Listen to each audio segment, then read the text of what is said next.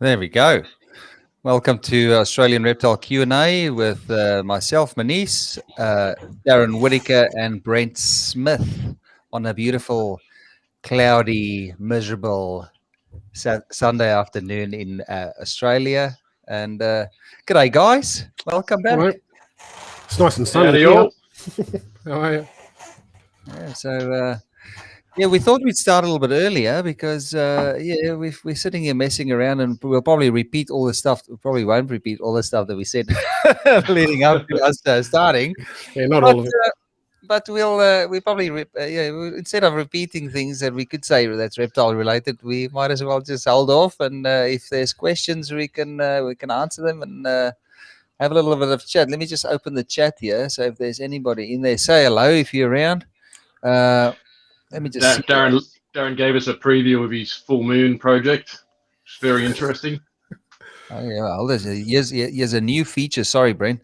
Want to increase engagement from your Facebook group? Invite your audience to connect their face. Sorry, I'm just reading it. Sorry, we'll start officially. Every time I use the software, there's a new feature, and this just popped up as soon as we went live. It's you guys the way of the world now with Restream. It's taking over the world.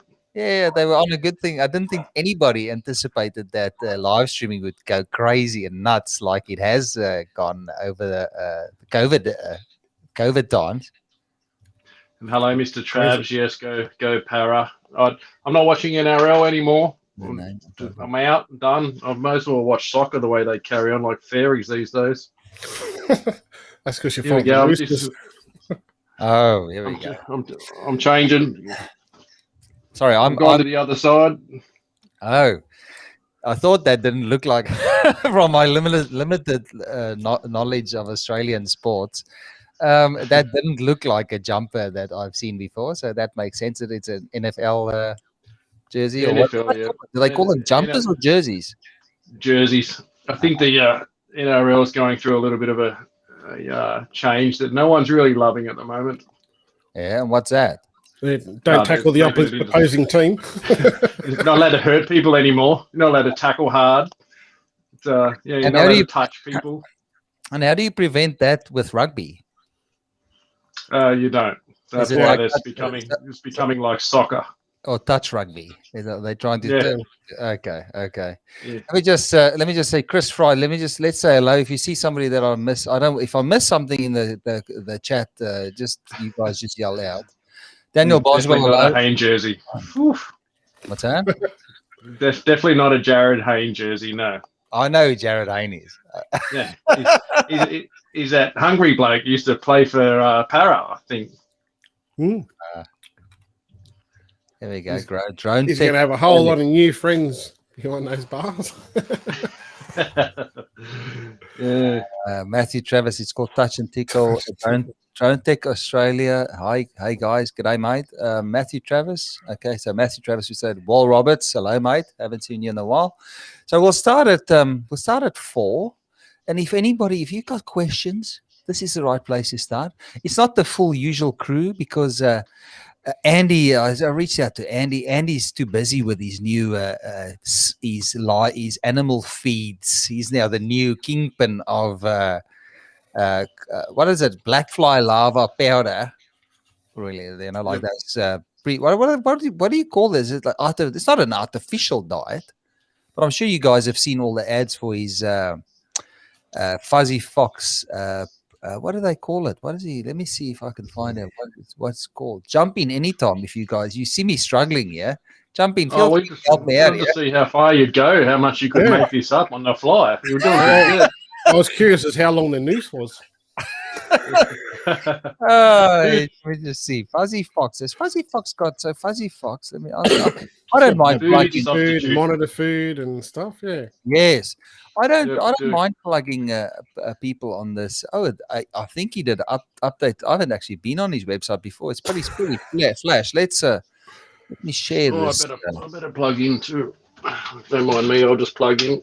Let me just share this and show people what they're missing out on. So just last year, hang on. So why is it not? Here we go. There it is. Okay. So this is the Fuzzy Fox website. We'll quickly have a look at this. So we've got the gel. That's the way you have to find it. So there used to be another company that imported the stuff, but they stopped doing that. Andy, the forward-thinking man that he is, saw a gap in the market, and he brought out these.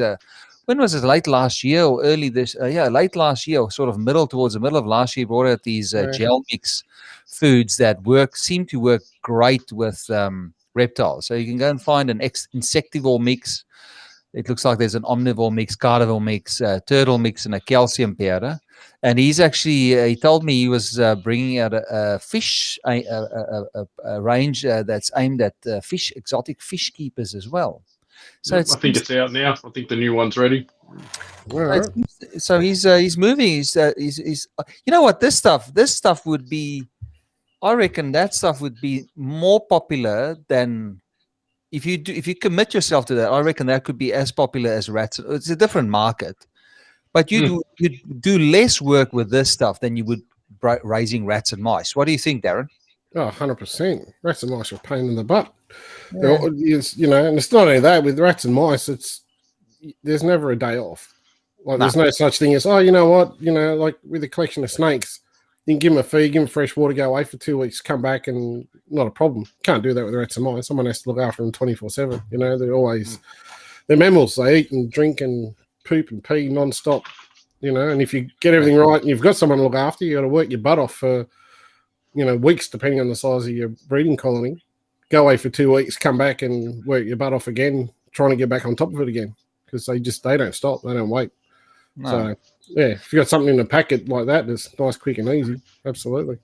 Yeah, and especially if it works, like I'm a great believer in the path of least resistance. So if you can do something like that, and it's a balanced diet and a complete bite, why would you bother with insects and stuff, anything that smells? I mean, I just can't do it anymore. I can't do it these days. I know you guys keep snakes, but it's enough dealing with a room full of snakes. After they've had a week, after they had time to digest their meals, we all know what a room of reptiles can smell like if you let it get out of hand. So this type of stuff, if you don't have to keep insects, and you don't have to hear the chirping always. I'm tipping this is probably not a diet. It's, I don't know. From what I can see overseas, these type of diets are complete diets. So you can really raise animals. That's what they use overseas. They raise animals on these complete diets. And you can supplement with a cricket every now and then. But, man, there's nothing more annoying than crickets escaping in the house. Darren, and you'd know. I don't know if you've had crickets on the loose in the house. Oh, yeah, and wood roaches.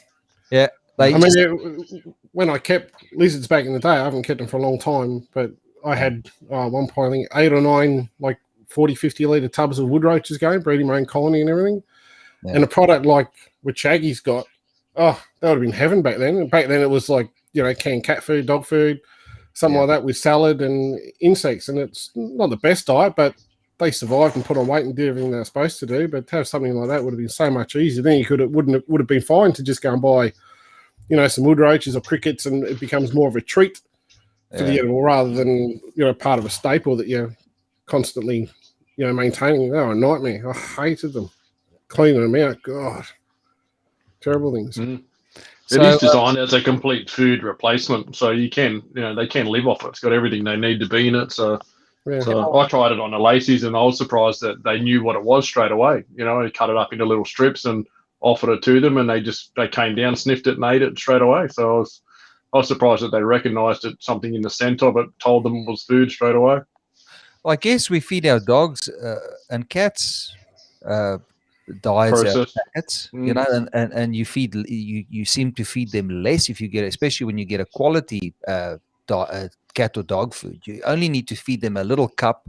They make a little poo on the, their poos. If you seem to, the cheaper the diet, the bigger the poo, because there's a lot of other stuff that they put in the rubbish foods. If it's scientifically formulated, it's what Joe always used to say about the blue tongues.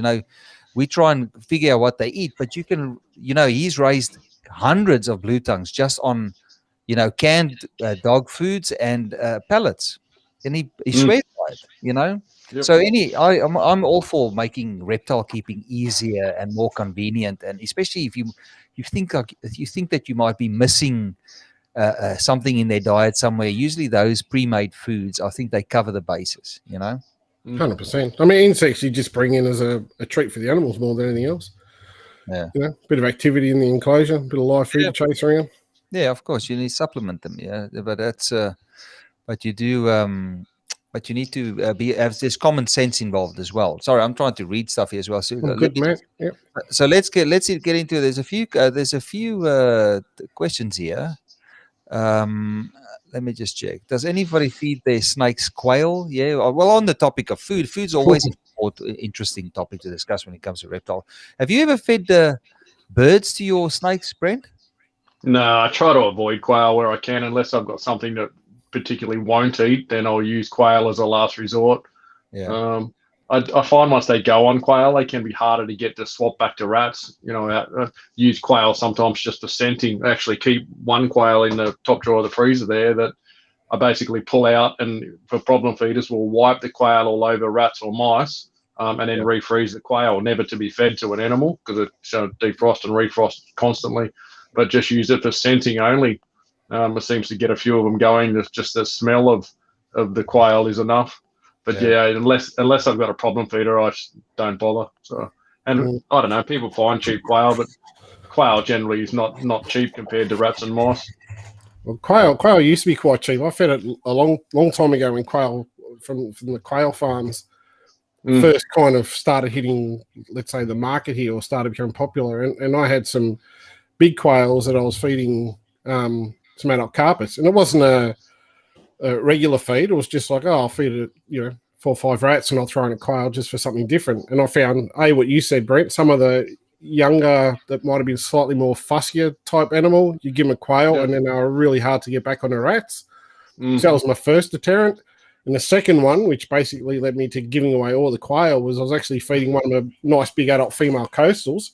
She was eating one of the big quail, boiler quail, I think they call them. Yeah. And she'd actually gotten a feather caught round in the bottom jaw around a tooth. So I could hear this banging and thrashing and enclosing. What the bloody hell's going on? So I've gone and had a look, and the feather had wedged somehow on a tooth. So as she tried to pull it in, it was pulling a whole jaw, bottom left-hand side of a jaw, back into her mouth. Then she tried to regurgitate it back out, and it couldn't regurgitate out either. So I just happened to hear the bang as it was trying to, it was banging its head around trying to get it out. And I pulled it out, and the only way I got the feather out was actually ripped about 3 teeth out at the same time. They'd just gotten tangled and twisted around a couple of teeth. And that was it. I'm like, I know people feed quails and probably go, well, I've never had a problem. To me, one problem's too many.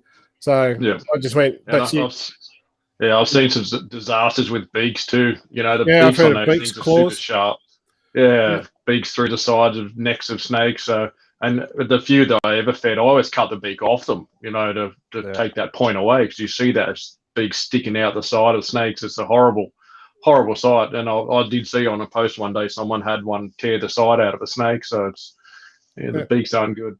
Claws can be bad too if they happen to start trying to swallow it the wrong way. You can scratch all down the inside as well. I've heard that through a vet. So back to that thing where I said earlier, path of least resistance. If it's easier to just feed them a rat and a mouse that that's just going to go straight down. Even their heads are like little torpedo shaped. It goes straight down. Same direction. They're built for the job. And like I've seen people stress about animals snakes swallowing their rats from the arse end first, and there's nothing to be worried about. They sometimes it's not a perfect science, so they sometimes do that. So don't stress about it. I think it's like that look where you see just the last bit of the rat's head poking out the snake head. It's always cute. In a sadistic type of way, It is. It's like it's got that save me face on the rat. Look at the cute little rat. Oh, isn't he cute? Sorry, I'm just while we're doing the show, you might just notice I'm just messing around here with the backdrops and stuff. I'm just seeing what looks nice. I think I just have to commend you two guys. You look very nice. Your appearance. We talked about Brent's big beard earlier. Darren had a little shave. You can see the 5 o'clock shadow there, but the cameras look nice.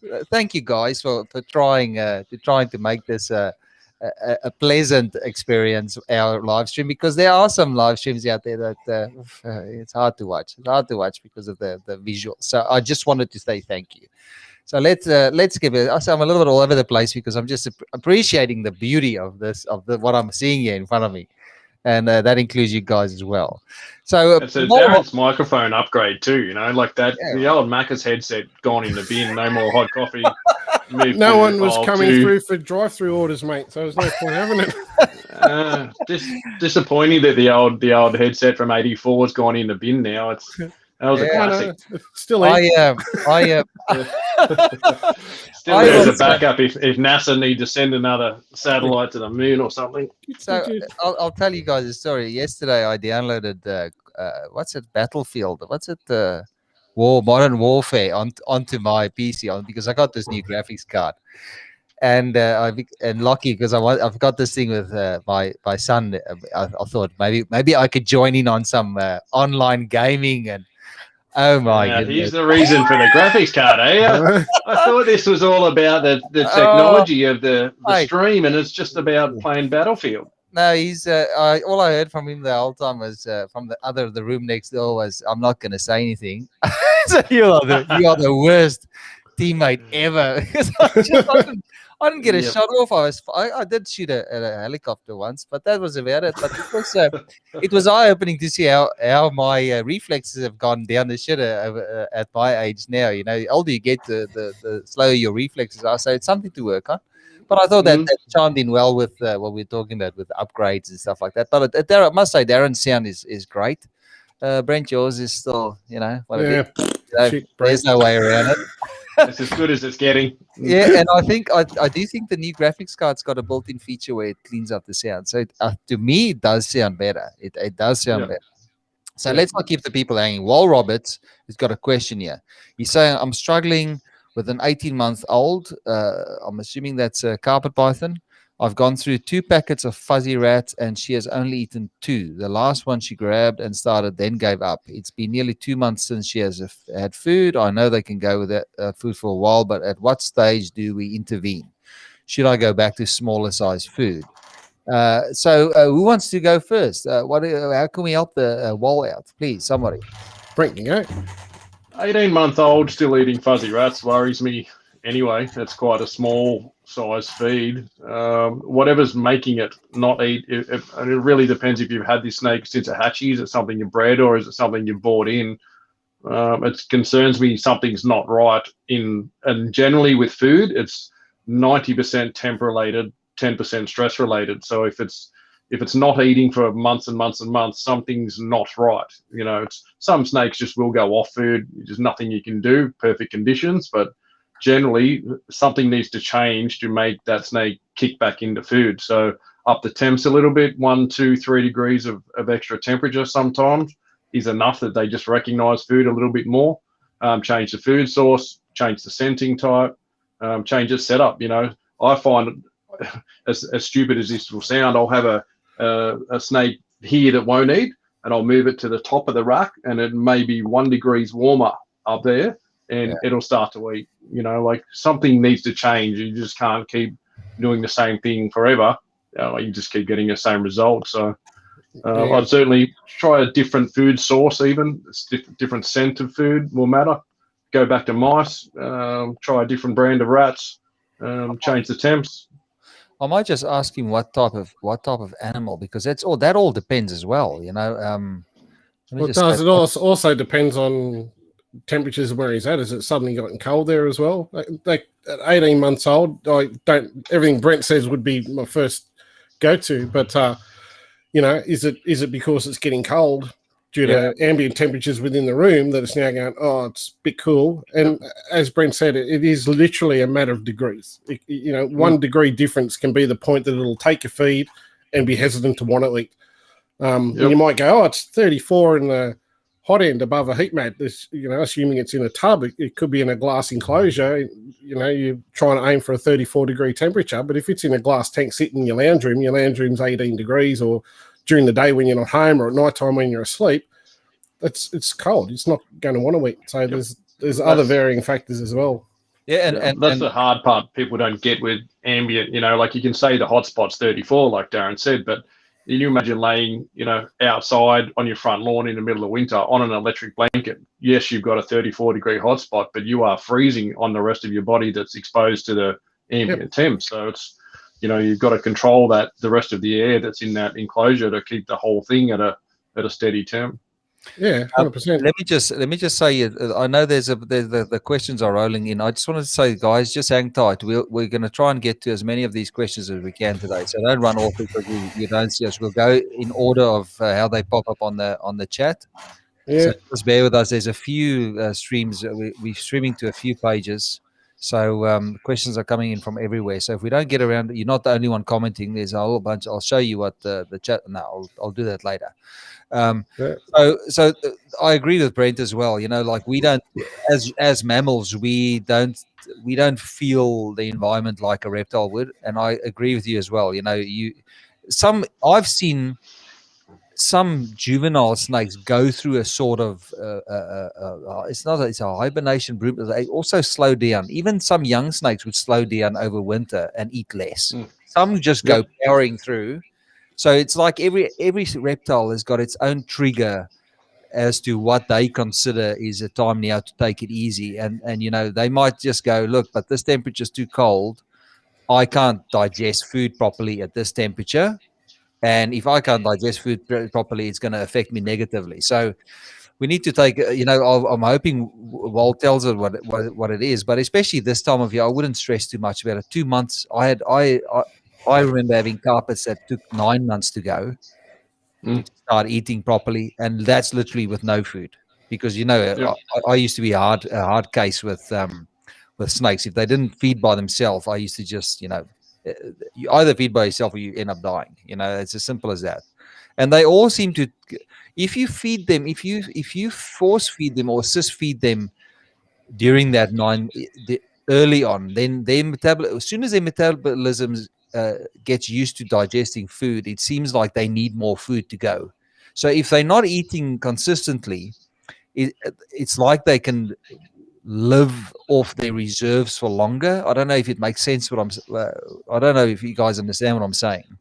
Like for instance, that snake that went like 9 months, and then I chucked frozen pinkies in there, and it started eating frozen. It ate 2 frozen pinkies overnight. I don't know, probably defrosted, but it must have been something with the temperature. It must just have gotten to the point where it was feeding.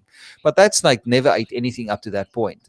So it was living off that. It never knew what food was before then to start metabolizing. So I could just be talking shit. All three of us said earlier, let's just see how long he can go before he just burns himself. Oh, good. You got the message, Brent. Good. So I'll just keep talking until I run out of things to say and just fall apart. So sorry. But I see Walt's replied saying, temp consistent 30 degrees. That to me is a little bit on the light side at 18 months. I'd punch that up. 34, 35, no issue. Hotspot on a snake that's 18 months old. Heat mat and heat lamp, which is fine, whatever. I used to measure 8 hours. Yeah. There's a second factor in that question. Sorry, Meynies. I'm stopping you from hanging yourself. 8 hours a day. If at that age, you'd want to have heat 24/7. Yeah, 100%. Yeah. Certainly on something that's having issues feeding, I would run back to 24-hour heat to get it eating consistently again, and then slowly drop the nighttime heat. At 4 hours, 6 hours, 8 hours. I heat everything for 12 hours, regardless. Of the age of the snake. But that's also subject. I mean, like at 18 months old, do you intend to breed it? Probably not.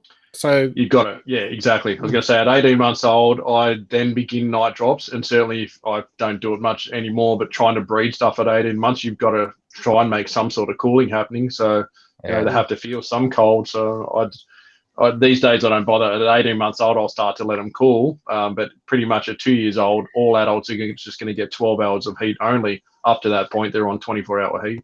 Yeah. But it's simple. It depends on how Wal also keeps his snake. Get yourself a cheap temp gun and measure your tub. If it's a tub, halfway in the tub, it should be 30 degrees. In the middle of the tub should be 30 when you've got it on the heating.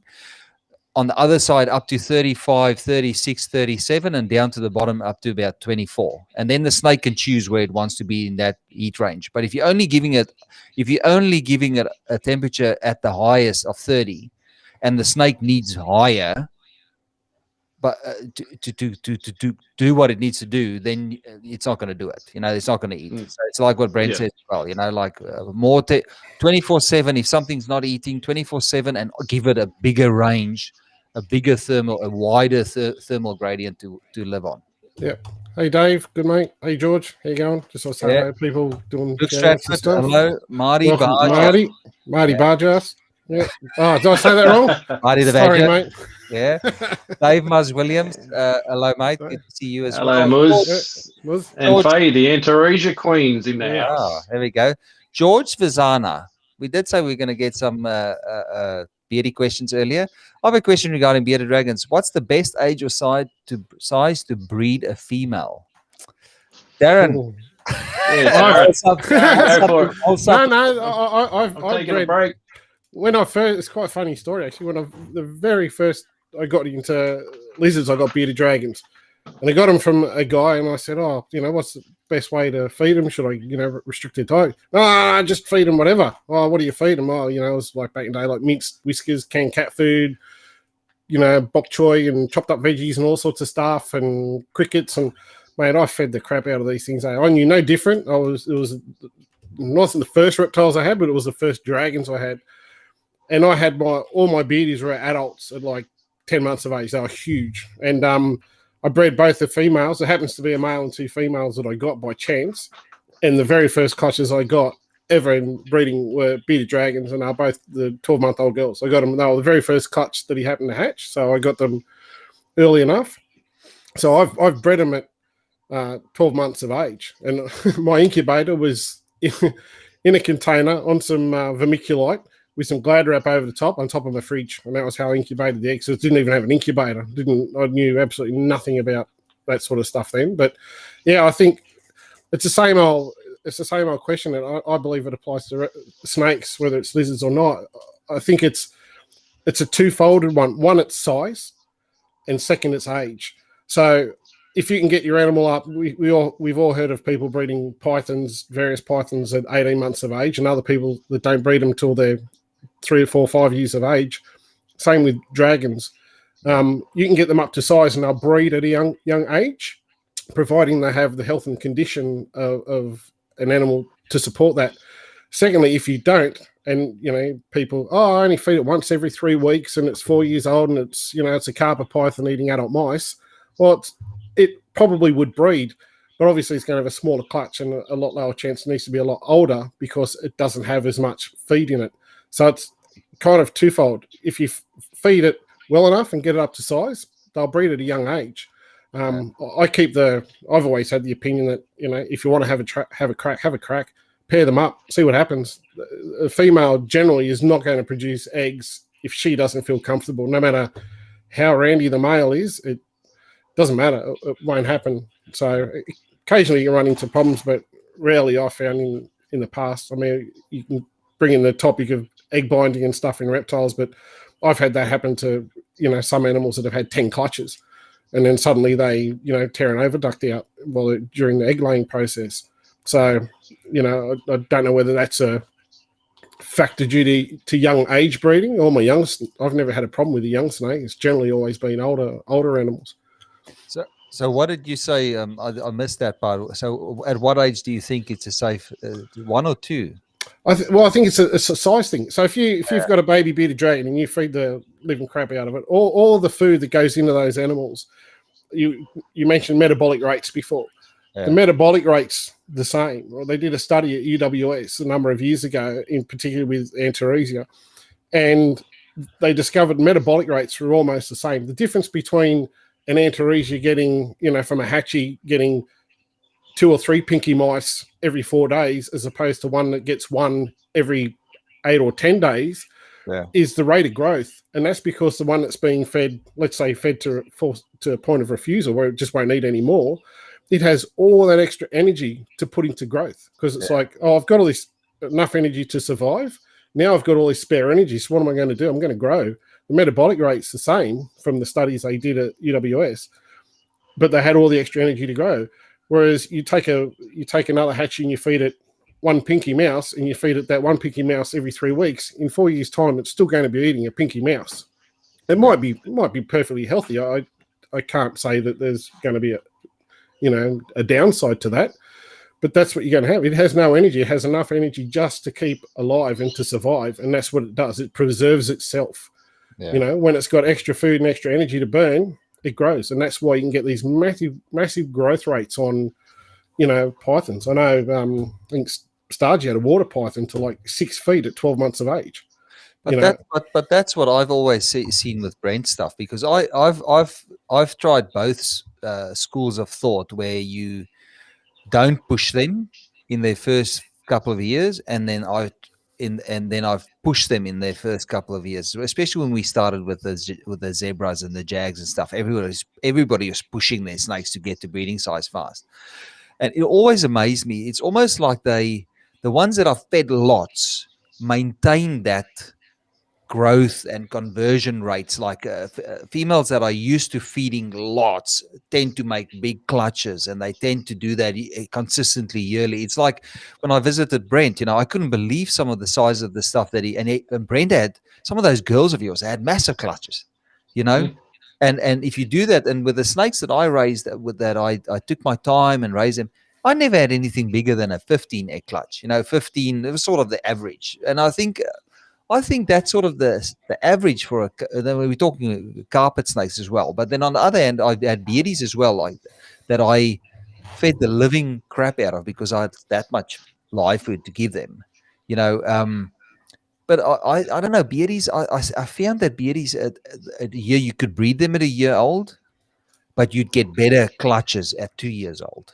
I don't know if that you guys agree. You might breed a young female, but the clutch might be and then you 2, 3 every year. The older they get, the more consistent and better and fertile and more fertile the eggs are. I think they're more mature as well, particularly when you're talking about beardies is multi-clutching as well.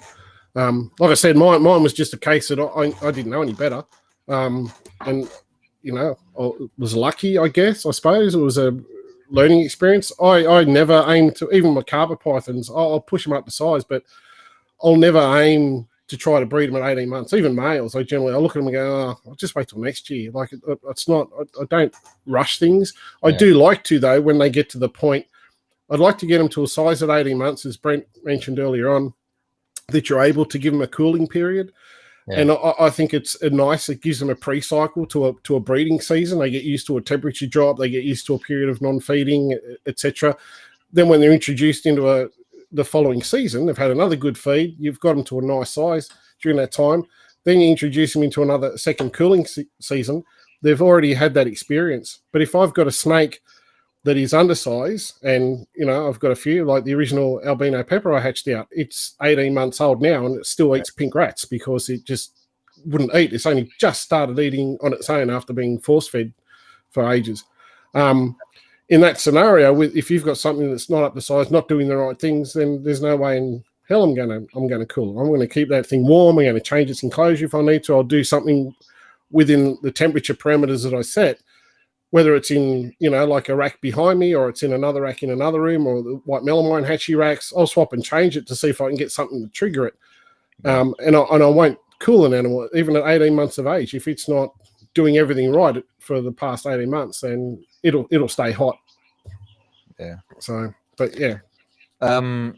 Just a quick thing for you guys watching. We don't always ask, but because we sometimes forget. But if you guys could share this live feed into some of the groups that you guys are involved in. The more reptile people we reach, the better. And it's always good to inform the newbies that might not know that this channel exists. So if you guys can do that, it'd be great.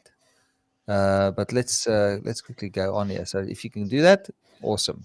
There was a question that I saw, Dylan Hunt. How is a good way to judge if a pet python? This is the age-old question. How is a good way to judge if a pet python is healthy, weight or size? So Brent, how do you assess that? Shape of the snake, it shouldn't be like a fat round sausage. Something you told me many years ago is that they almost need that rectangular shape. The sides of them are flat, and you can still see that dorsal muscle down their back. So as soon as they get that really round, fat, bloated look, and right down to the back end, you just get that really sloppy feel to them. That's massively overweight. And going back to that study, I think probably the same study I read that Darren was talking about. They did a study where they just fed 6 or 8 hatchies at all different rates, and then euthanized them at 2 years old to cut them open and check all the food, the fat stores all the way through them. And basically, the finding in a short answer was you can't overfeed a snake up to 18 months old. So even the snakes that were stuffed full of food and were 3 times the size of the others had no fat storage at 18 months old. They just put it all into growth and burn it all off. After 2 years old, certainly huge issues, like absolutely full of fat. So at 18 months is the time to slow down. It's you can't go too hard too early with them. So that's where I've sort of pushed it to 18 months and then let them cruise out from there. Yeah. And you, Darren, what do you sort of look at snakes when you assess? It's hard with lizards to see, but what applies to animals, what humans applies to, you can unsightly roundedness is usually a good indicator that something's lizards and underfed one. Normally, the first things you see is the hip bones. Yeah, you lose condition in the tail normally, and then the hip bones will start to expose. So if you can see them, that's normally a good size. I saw one of the Melbourne expos I went to, years ago. There was a guy there with an Aki, and it was the fattest Aki. I mean, this thing had a throat like a bearded dragon. It was so fat. I'd never seen an Aki that was so fat. The thing could hardly move. Its belly was dragging on the floor. I don't think it could lift itself up. I'm trying to find. It's sad that's so common in the hobby. I see people's animals that they've just fed the way they've always fed. The things have grown to 18 months, 2 years, and they just keep feeding weekly and bigger food all the time to put a lump in it, which is fine. It's the right way to feed. But at some point, you've got to be able to gauge if the animal's at its peak weight. You either got to drop back the frequency of the feed or drop back the size of the feed. So, you don't need to. People always get into the trap of, I've got a 6-foot olive python, I've got to feed it 500-gram rats all the time, which is fine if you're going to feed it once every 2 or 3 weeks to keep it in condition. But, I've got adult stuff that I think's coming into season that I think it's plenty big enough. I don't want it any bigger. I'll feed a small rat to an olive python, just to keep the food going into it and keep its food response going well. But I don't want it to be growing any more than what it is. So, yeah, I think obesity in reptiles in pythons in particular seems to be less of an issue than underfed. The amount of posts I see on Facebook of snakes, and I just want to think, God, that thing needs a good feed, or you'll get something that looks in healthy condition. Someone goes, it needs to get a feed, or someone else will put, look, it's fat and it's obese. I mean, I did rescues for a number of years, in northwest Sydney, and several, plenty of diamond pythons and that. And man, there were some monsters. There were some massive diamond pythons curled up on, they're eating possums. You know what I mean? And they're big, fat, healthy snakes. And you see people go, keep it lean, keep it mean. I'm like, no, keep it healthy.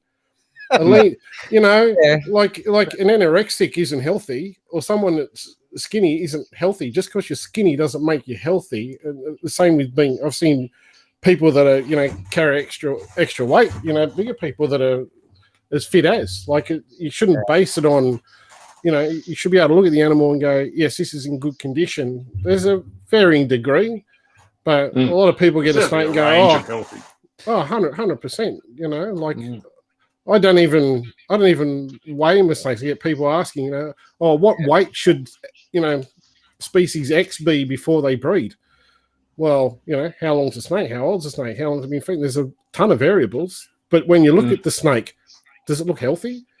Does it look like it needs a feed? There's nothing wrong with pumping a couple of feeds in it just to be on the safe side. Some of my big male albino carpet, he's probably 4 kilos or so. He's a beast, but he's not fat. He's just a big, healthy old snake. He's probably 12 or 13 years old now.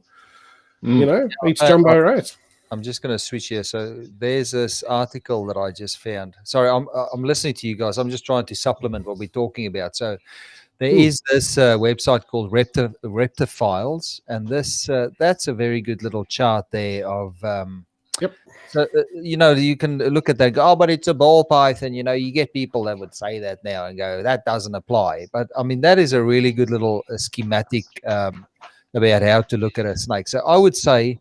A carpet snake has a different body shape. A carpet snake should be more of almost like a squarish, almost a rectangular shape when you look at it.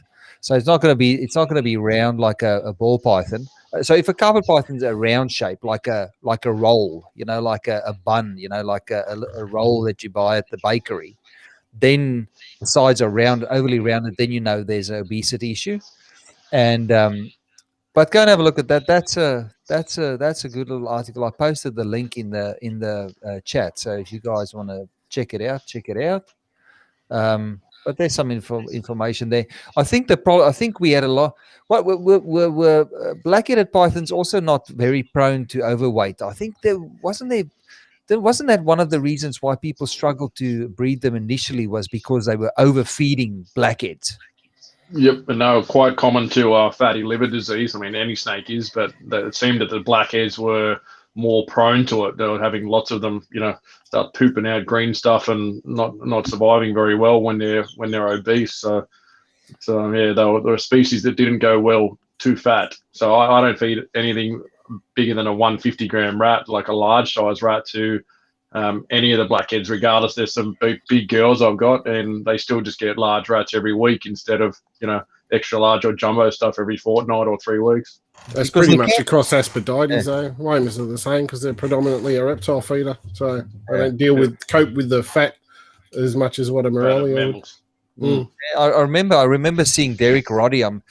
Derek Roddy from the USA. He was very involved. He was very involved in the blackheads, and he always used to say as well. He went periods where he fed pilchards. He fed them fish to blackheads. He alternated during certain parts of the year. He would feed them. I think from memory, I could be wrong, but I'm pretty good with remembering stuff like that. But he used to feed them fish, alternate feeds with fish, and then stuff that's a little bit leaner, because especially in those older rats, because look, let's face it, a big blackhead python could stuff their faces with 350 gram rats, no problem, in one sitting. But then their bodies can't digest. Their bodies, I don't think they are made to digest mammal fat. They're more adapted to digest reptile and reptile proteins and stuff like that, or reptile fats. So, but that's something to consider. If you've got a blackhead at home and you've got a big, and people always show off their big blackheads because they do get real relaxed as they get older, blackheads. But from memory, from working with blackheads, you could tell if a blackhead was overweight because they used to get that sort of like a soft feel to them as well. Carpets as well. If they're overweight, very spongy. Very spongy, and usually that's a bad sign as well. Usually snakes that start to feel like that, they don't last long. Whereas a lean, mean snake with the right body tone and muscle tone tend to last. Firm to the touch. Yeah. Yes, nice and firm, and the way they move as well is different to an obese snake. So here we go. People there. G'day, John. Where Met John at the show for the first time, and g'day, Jezza, Mr. Finlay. Yeah, John. Oh, yeah, Jeremy. We haven't seen Jeremy for a while. Dylan, Luke. Thank you, Dylan. Yes, we do try and give you the right information here, and the right recommendations, and ideas. It's all reptile keeping is all about ideas and expanding the way you approach things and stuff. There's no one recipe for everything. So we like to, if you the more input you get on, so don't be an arsehole though. That you don't go and ask 10,000 people and then try and just your own thing. That's not the right way to do it.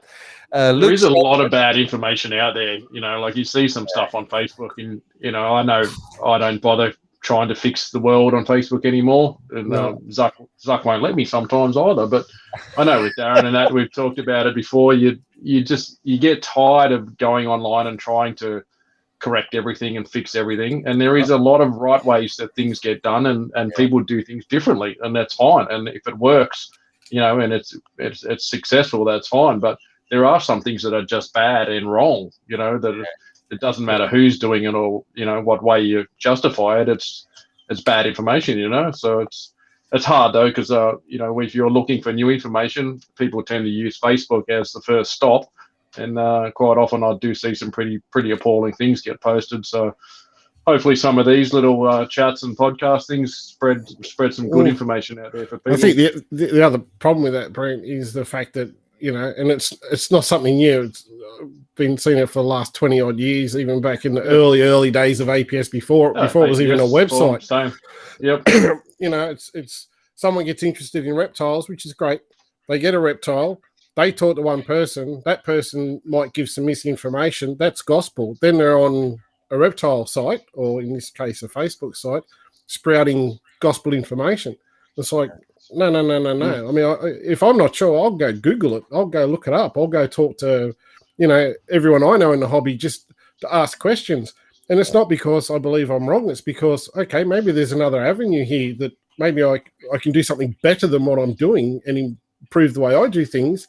Or maybe it's just I keep this way, they keep that way, I do this, they do that. There's no, set rules. There's some basics in place, but everyone has a difference of opinion and a different way to do things. But there's also the blatantly that's incorrect. And, when you've been doing it for such a long time, and I know I'm not the only one, you just get over the arguing, the posting, the debates, and it's just like I don't have time for this shit. To be honest, it's just too hard. You look at it and you go, should I engage? Should I engage? And we all know what happens when we engage. Sometimes we hurt feelings. Backspace. Get out.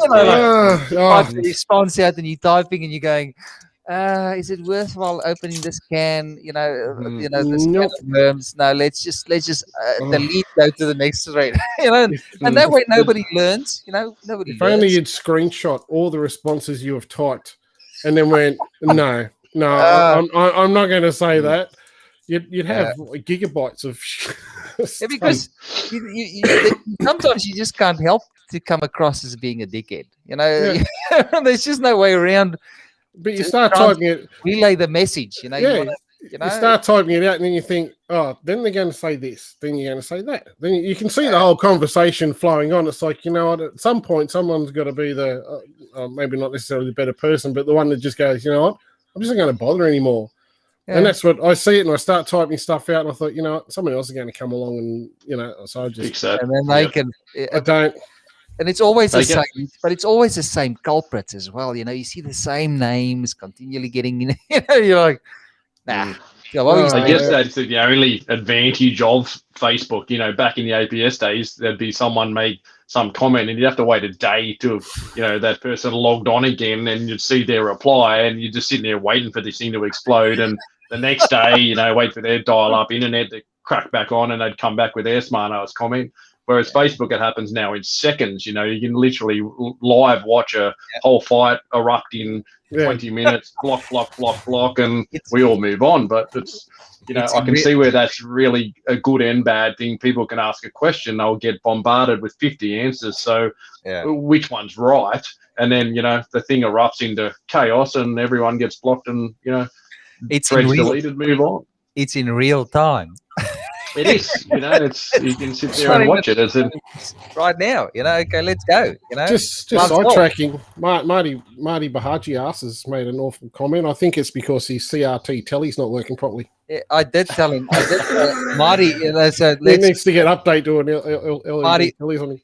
Marty wants to be smart ass. I'll be smart ass back, because he's been nagging me. He wants to do a live stream, and then I asked him on Tuesday, listen, we want to do a live. Can you do a live stream? And he's like, let me just see, and then had to polish his head today or something, so he wasn't able to attend. He had to wash his panties and dry his blouse.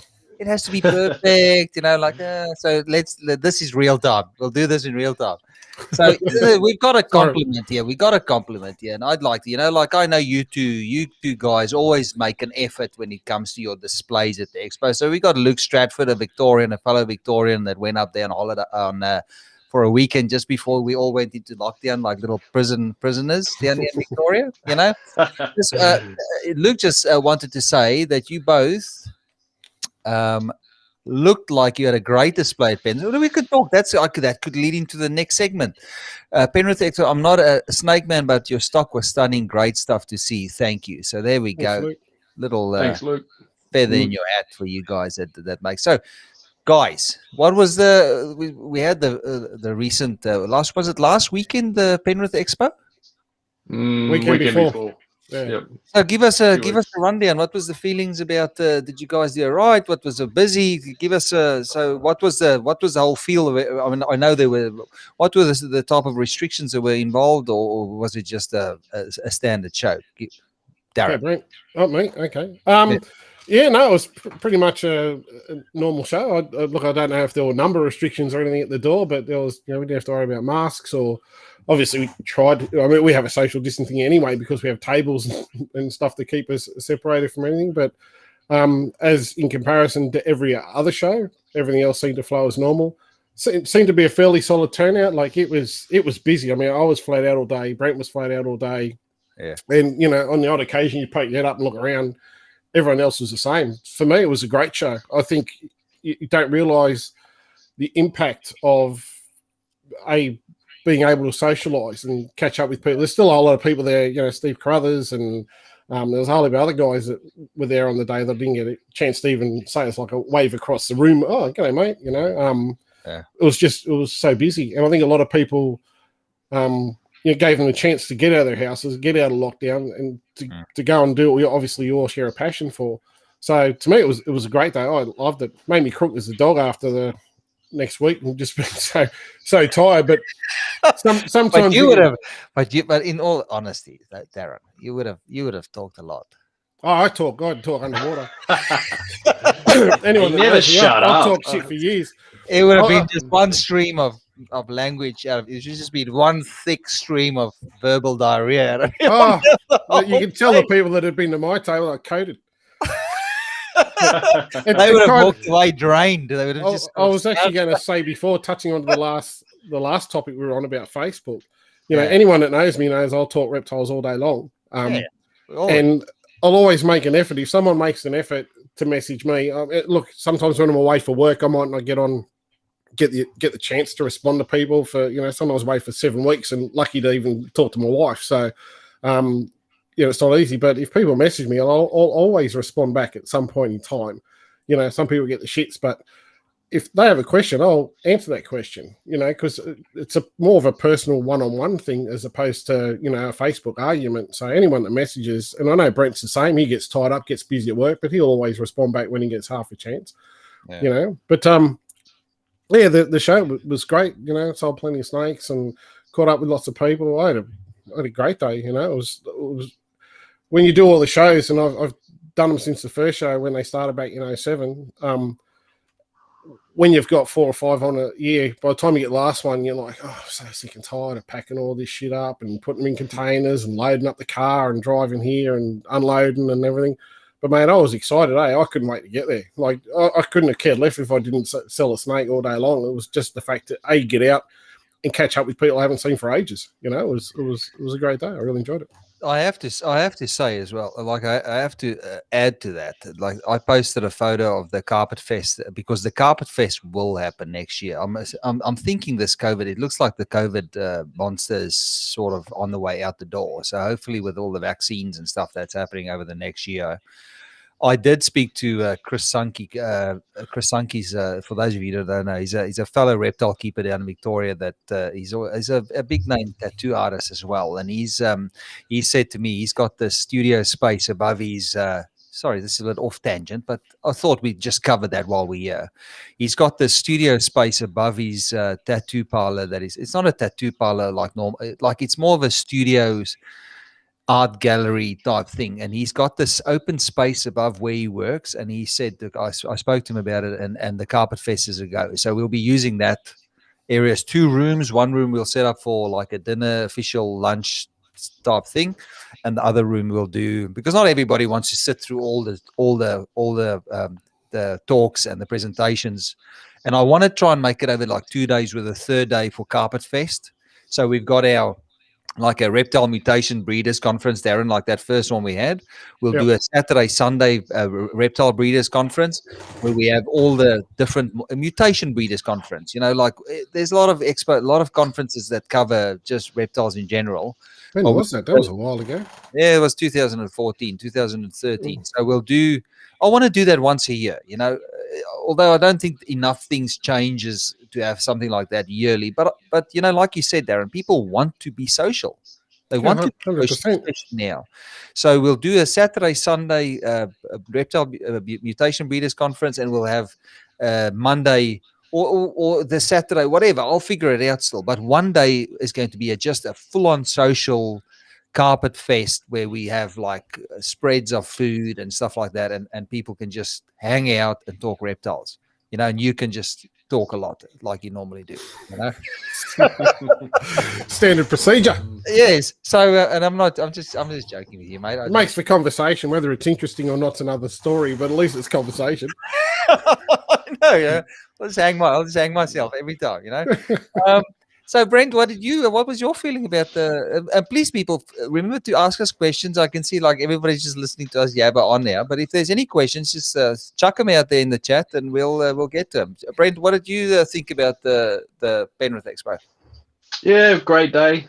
Talking to the guys from the Husbandry Society, funny enough, they said the entry numbers were a little down on the year before, which was surprising because it seemed very full, but also we had it all in one hall this year. Last year was separated into 2 areas where they had the breeders area and products area. So it did feel like there was a lot more people sort of standing in front of the exhibits, all the time. But I guess when everyone's in one room, it goes that way. But yeah, like Darren said, it was a great expo, absolutely flat out. I think at about 10 to 3 is the first time I kind of stopped and looked around and thought, now I can go and talk some shit with some people now and relax. I was just surprised how far through the day it was just constant, very, very, very busy. So, I stopped for a minute or two to reach over and abuse Darren a couple of times and slap him around, but there was really no time to get out. Yeah, there was very, normally I like to go out and talk to other people and check out what else is there. I didn't get to anyone else's displays and see another reptile. I saw Dave Raptor stand for about 2 minutes when I took a guy over there. Just didn't get time to get out there and check it all out. But I've got to say, it was great to catch up with some people that you talk to regularly in Messenger, but it's nice to actually meet them in person. There's quite a few people who rocked up and said hello and said, it's great, I'll see you on the shows, and it's nice to actually, meet them and say hello. And a few people, funny enough, rocked up, said hi, how are you, whatever, and you just recognise, them from Facebook. So it's nice to catch up with people in person. Put a name to a face. Yeah, it's always good when people come up and go, oh, it's so-and-so. It's like, oh, great, it's nice to actually meet people face to face. Yeah, it's good. I really enjoyed it. Was it well represented breeder-wise? There was less than normal, I thought. I'm not sure on the exact numbers. Turnout though. Yeah, there was a lot there, but I have certainly seen more people there at previous shows. So less there. I mean, Jared Sharp wasn't there as a notable big boy who's normally there with a huge display and a lot of animals. So that's most of the regulars were there, though, I'd say. I'm sure you guys would have taken advantage of that fact. It was fantastic. Jared doesn't need to really come back to any more expos, in my opinion. In fact, I've heard he's been black banned across all shows. Sorry, Jared. Word on the street. Word on the street. He's got a child. He's got a child now. Unfortunately, he's just going to have to babysit over those weekends. Life gets considerably more difficult when there's kids running around, especially little kids. That's right. Yep. Keep that cripple. When was his kid born?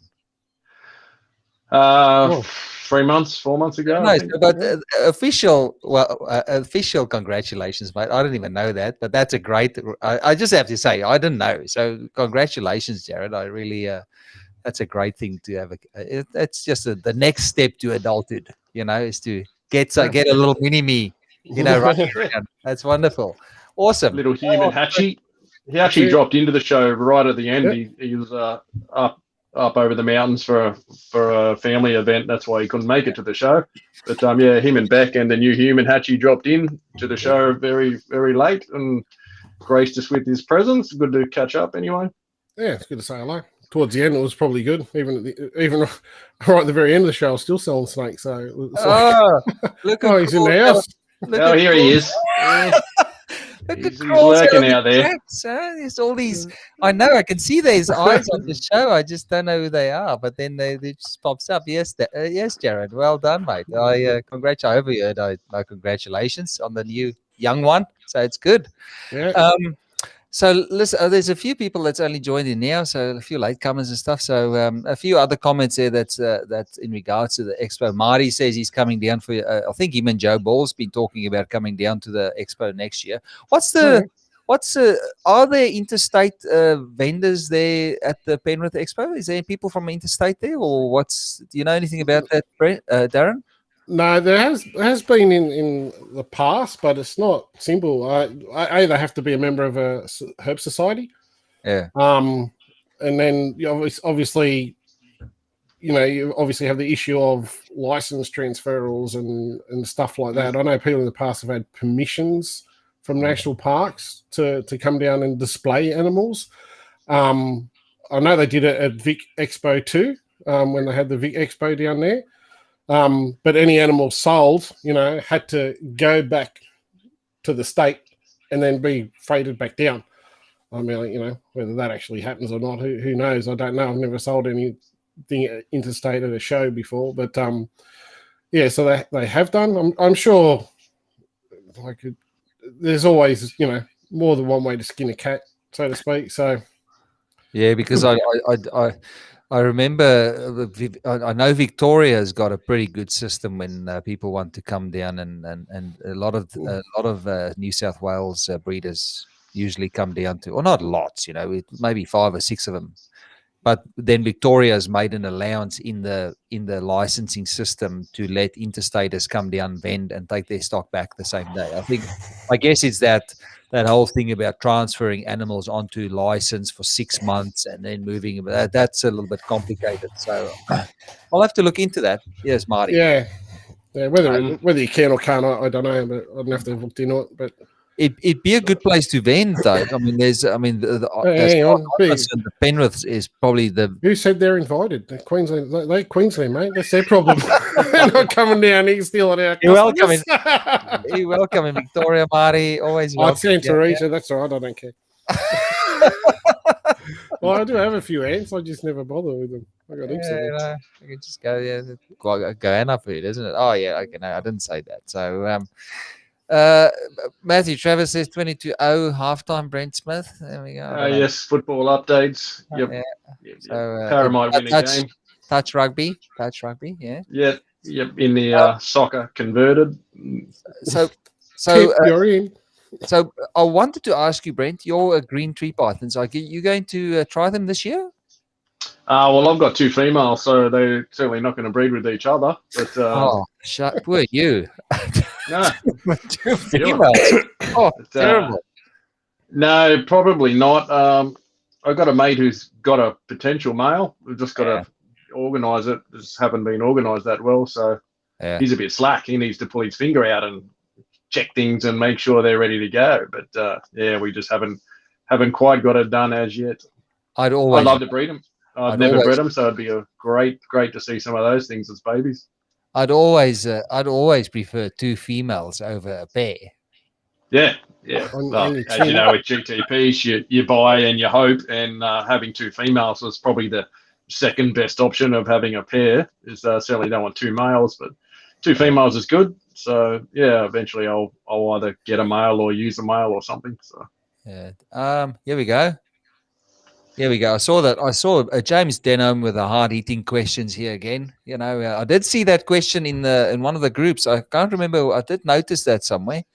What are your thoughts on mandatory testing of pythons to fill in the gap for our notorious viruses that we have in Australia, and I know that the nidoviruses and those type of things are all overseas as well. So the guys are dealing with them in America. Brent, I know you've got a pretty good theory about. So, what do you feel about mandatory testing before you sell hatchlings? Probably impossible. I really think everyone's responsible for their own collection. I could test a snake here. You've still got to get that snake. So if you bought a snake and I can say, oh, I've just had it tested, I'm still handling it and touching it. It's still in my house. I'm still going to get it to you. There's no impossible to have that snake tested and then delivered to somebody. The testing takes 6 weeks. So I don't think you could ever have a mandatory, testing that would be foolproof. It's in a period of that 6 weeks testing, anything could happen. Someone's going to handle that snake. It's, I think everyone really needs to look after their own investments, their own collection. So if you're buying a new snake, you must be responsible for quarantining it and testing it yourself for what you believe is a risk. So 100%, and it's cost prohibitive. Yeah, I mean, and for most people, if they're buying a $200 snake, they're not going to spend the money to test accurately. Testing now, because of Bornavirus, Nidovirus, Sunshine Virus, you can spend $1,500 now to properly test a snake. You'll do one Sunshine, you might do 2 or 3 Nidos, you might do a couple of Bornos, and they've got to be spaced out over 3-month gaps, some of those testing. So it's very hard now, the testing. I certainly would hate to be in the position of trying to build a big collection now from scratch, just because 100%. Of the testing factor. You've got to test. You cannot not test. If you've got quite a large collection and you're going to bring new animals in, you can't just take the risk of throwing something in there and hoping for the best. It's, I personally know 3-4 collections that have totally burned to the ground, gone, dead, everything from virus problems. So people just disappear off. Some very quietly, some, very loudly. So I don't think mandatory is the answer. I think people have got to test their own, and people have got to do their own risk assessment. If you've got 3 snakes and, no one wants to see anything die, but really you're not going to spend the $1,500 to test another $200 snake when you've got $800 worth of snakes. It's, it's over insurance, I guess. But if you're a big collection, you got a big risk. I look at my place is like Fort Knox, and I quarantine in a different building and test everything, because if I get one come home that kills 300, it's ridiculous. You just have to test. And it's not just recuperate from that. And it's not just snakes. Beardies. I mean, I saw another breeder post a thread, or made a post a while back about his bearded dragon collection. That just it takes one animal. Yeah, and that's been going a while. That beardy problem's been out there for years, and it's been very quiet. And all of a sudden, it's coming quite public. So it's been a problem for a while.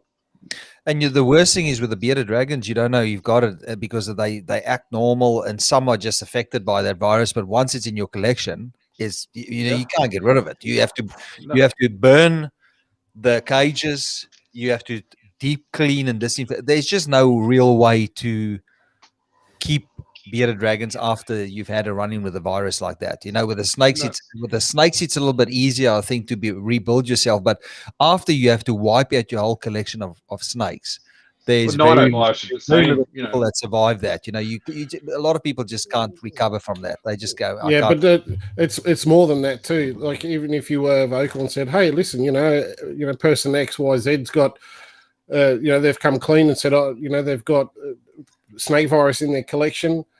Their reputation is done, not as being bad, but it's just, if Meynies, you came out and said, gee whiz, I've got, Bornavirus in my collection and I've had to euthanize all my snakes or everything, and you started building up a collection again, how many people do you think would risk buying from you? Your next collection could be 100% clean. You could test every single thing that come in by all new equipment, but at the end of the day, they're going to go, oh, didn't you have Bornavirus? Yep. And that's something that's always there. And as Brent mentioned, a couple of people we know just completely got out. They just said, that's it, they're done. Like, it's not so much that they can rebuild and replace. It's people just go, oh, they've had a virus. No one will touch it. Forever. Yeah, and you forever. ostracized, but you get ostracized by the alcohol. And I don't know. Yeah, there's. But it's very cryptic as well. I mean, I don't know many people that have ever been honest. There's a lot of people that have been dishonest about it and just spread and gone to because people spread that shit, burnt the world down around them just because they did not give a shit about and sold animals knowing they had virus in their collection. And that's the hardest thing. Yep. Shane Simpson did that testing to show that he had a nido positive animal in his surgery down there that he kept for 2 years that tested positive for nido, never showed any symptoms whatsoever. That's how dangerous those viruses are now. It's lurking there. One day it pops its head up, but it's being spread everywhere. So if you've got it and you're selling animals that can look perfect and cause no issue, they're 100% positive for nido though. So at some point something makes the thing explode and boom, it's everywhere. So just to touch on protocols, we've spoken now about mandatory testing and stuff. I mean, it's up to the buyer though as well. A breeder. I think a breeder should be in the position where he can offer. If somebody says, "Look, I want to buy a snake from you, but can you take it for a test?" What are the costs now, Brent? I know you test, or you don't bring much stuff in anymore, but I know you've done a bit of testing. You test everything that comes in your collection. What are the costs sort of involved these days for those tests? What do you pay per test? And how would somebody find out about testing the animals? What's involved in that? Single tests, basically done by your reptile vet. It's a swab in a cloaker and swab in the mouth, and that sample sent over to the labs in WA, the uni, and tested. They do all the testing over there. There's no one else in Australia who does it. So the testing ranges from different vets. It's obviously going to be different prices, but in a nutshell, like a one-off test for sunshine, a couple of $100. They can use that same sample to test also for nidovirus or bornovirus. So you pay up to basically $500 to do the 3 tests in one hit off the same sample. But that will cover sunshine's pretty much a one test. It's 99 point something %, accurate for one testing. They found nido not to be. It's a tougher one that's lurking, harder to detect. So they recommend then another test for nido 2 to 3 months later, and certainly during different seasons. So you've got one in spring, you want to do one in winter where it's most susceptible. So you'll spend another couple of $100, to do his second nido test and maybe a second borna test. So really, I know James had an incident. I won't go into it too much, but he got a snake from someone and tested it smartly and had problems.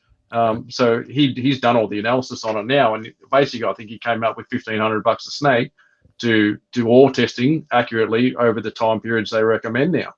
So I mean, it's a lot of money. It's serious cash, but it's risk and reward. So I certainly wouldn't take anyone else's testing seriously at all. Like there's no disrespect to anyone else, but if I get something, I want to test it myself and quarantine it myself to know at that moment it's safe and it's good to go. I would never, if Darren said, "Oh, I've got this snake off the sunshine, tested it," yeah, you've also just handled it and delivered it to me as well. So, that's pointless. Like if you go and buy a snake from an expo, there's 30 snakes they're handling there on the day. You can't trust anyone else's stuff. You've got to be responsible for your own quarantine and your own testing.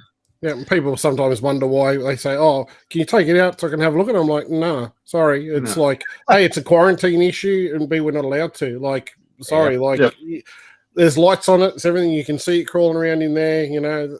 That's it. Like and your presentation makes it. I mean, it's going to feel exactly the same as any other snake.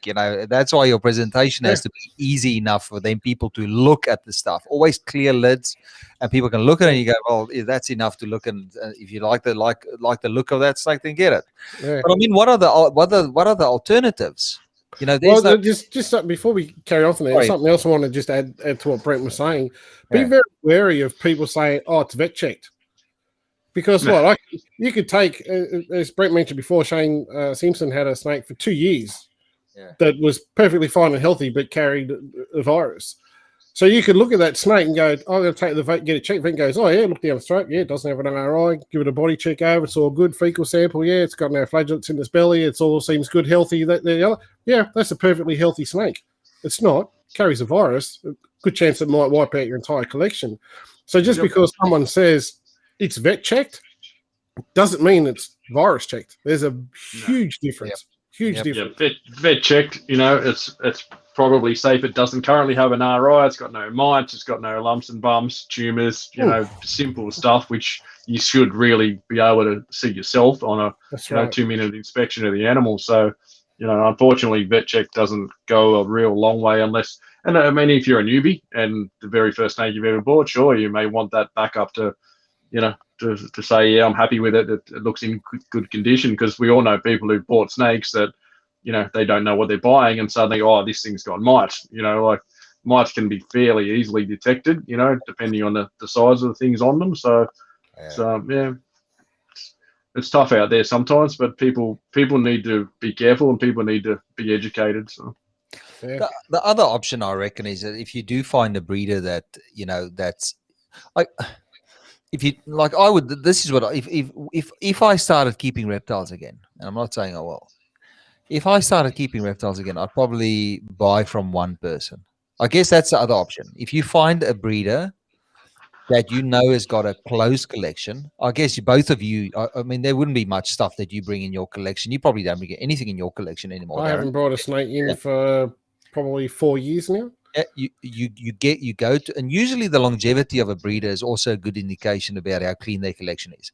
So if a guy's been around for 10 years and everybody's raving usually it only takes one person to buy a 6 snake from a breeder for the red flags to go up.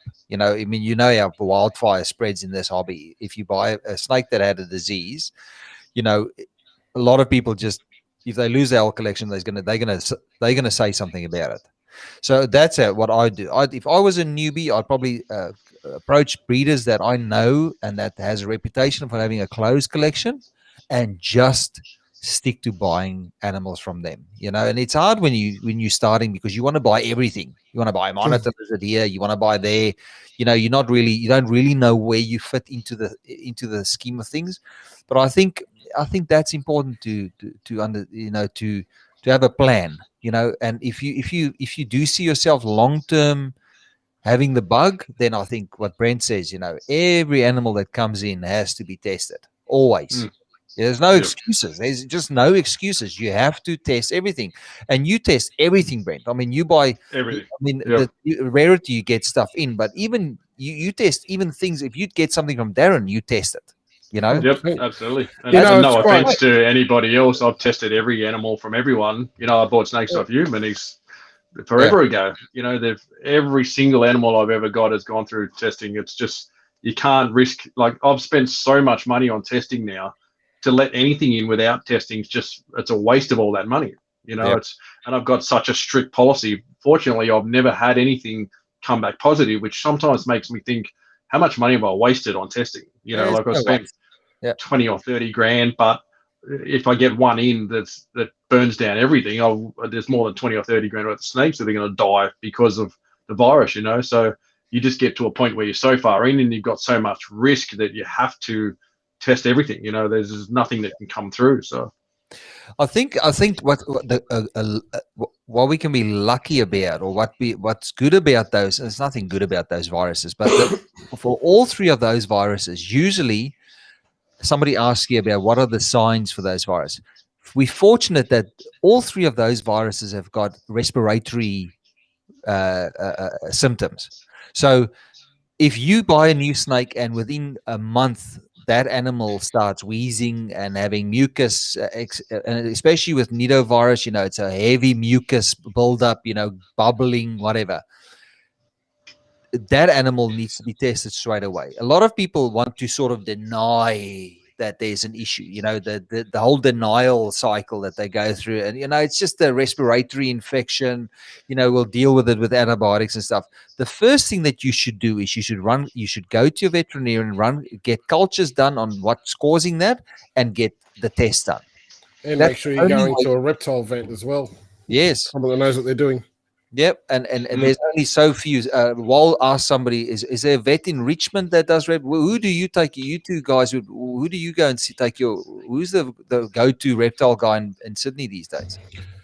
Well, Rob Johnson since retired, but there's Michelle Darley. She's out at Richmond.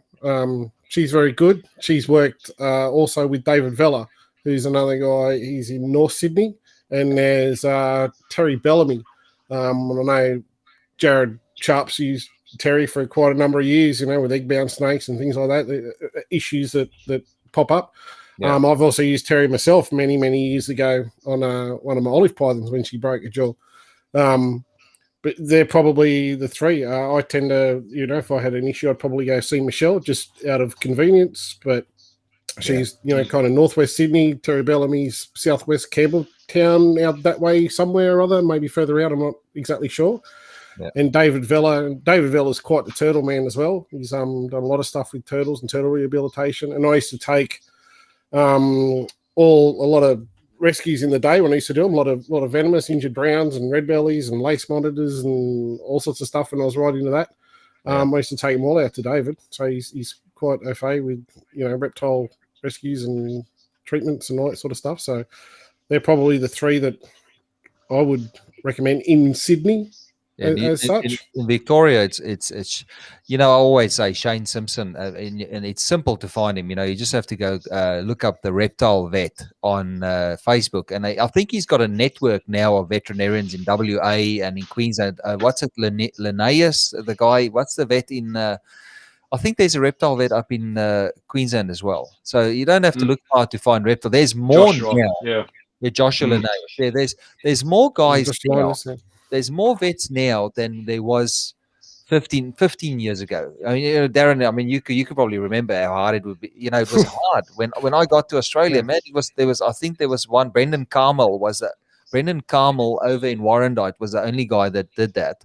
And I always thought that he was sort of, I don't know if he was as good, but all of us, we can sort of walk into a veterinarian's practice and go, I don't think this guy knows what he's doing, because we know it was part of keeping reptiles, that it was important for reptile keepers when we started to also learn about, because a lot of veterinarians just didn't know.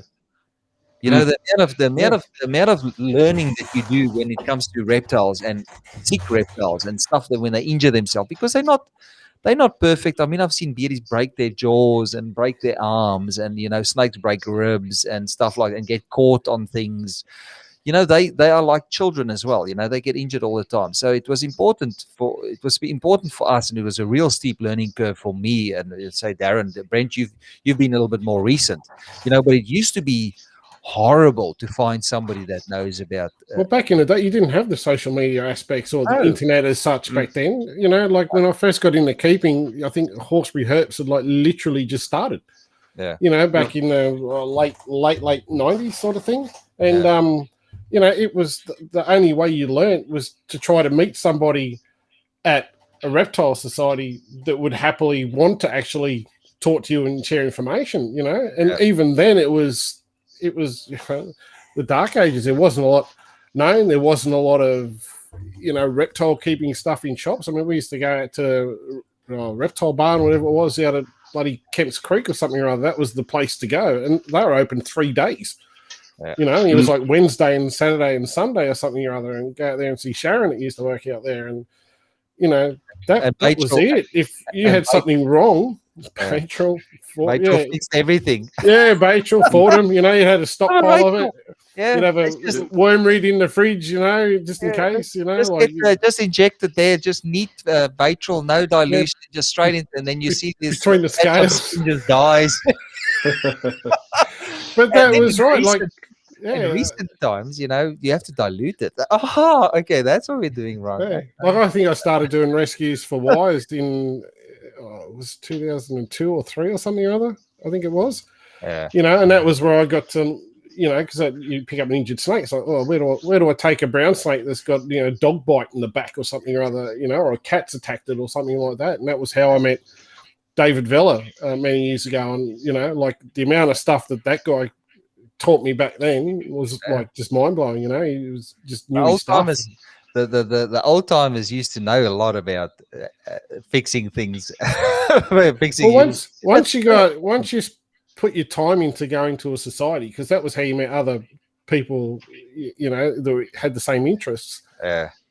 Once you became a familiar face, you became part of the friend. And even though I was still learning, oh man, if anybody would sit, and I talk underwater, and if anybody would sit down and give me the time of day, man, I'd be at questions like, and so what do you do with this? But I would listen, I would read books, like Weigel's book in the day, it was kind of like the only book around other than the keeping series guides and a few other things. And, it used to be touch and, it used to be trial and error. Like I see there's somebody, Oracle Reptiles, I think it's JP Woodstock in South Africa. He commented there, it's still, even in South Africa, it's still out. I used to go to Mark Versipit. I think Mark Versipit when I was a kid, I had a tortoise. I had a big old leopard tortoise when I must have been 15 or 16. And it started to have this one patch in between the scutes on its shell. And it turned out it was like they did the vet, and that was many years ago, 15, I'm 46 this year. But I remember the vet did a swab. He saw it was a fungus, and he treated it accordingly and the tortoise healed perfectly, and I think that if I have to say one thing in a positive light with the veterinarians is, they can do that's why I say get a culture done. Get them to swab the mouth, because now they swab the snake's mouths and they can run a culture. And most of the time, if it's just a basic lung, like a respiratory thing, they can see it under a microscope in real time there where they are, and they can give you the right antibiotics. From what I spoke to when I spoke to Shane Simpson the last time, they've been having major issues treating bacterial infections, because with us gung-ho reptile keepers, bacteria have become resistant to certain antibiotics because it's just been used willy-nilly on everything, so it's important to get if you really want to know what's going on, get a competent vet. It needs to be a competent reptile vet, not just any vet. Get them to do the testing and then treat accordingly. That's how you get on top of things. But for the viruses, and I don't think there's a right way to deal with a virus. If it does pop up in your collection, it's tough. You can try and work your way through it, but at the end of the day, 99% of the time, if you didn't catch it early on, you weren't aware of that, and you spread that virus through all your animals, there's very, very, very unlikely that you're going to get away without having to euthanize your whole collection, and that's a sad thing about this. So rather spend a couple of $100 to have safety of, mind that it's clean, or risk having to euthanize everything.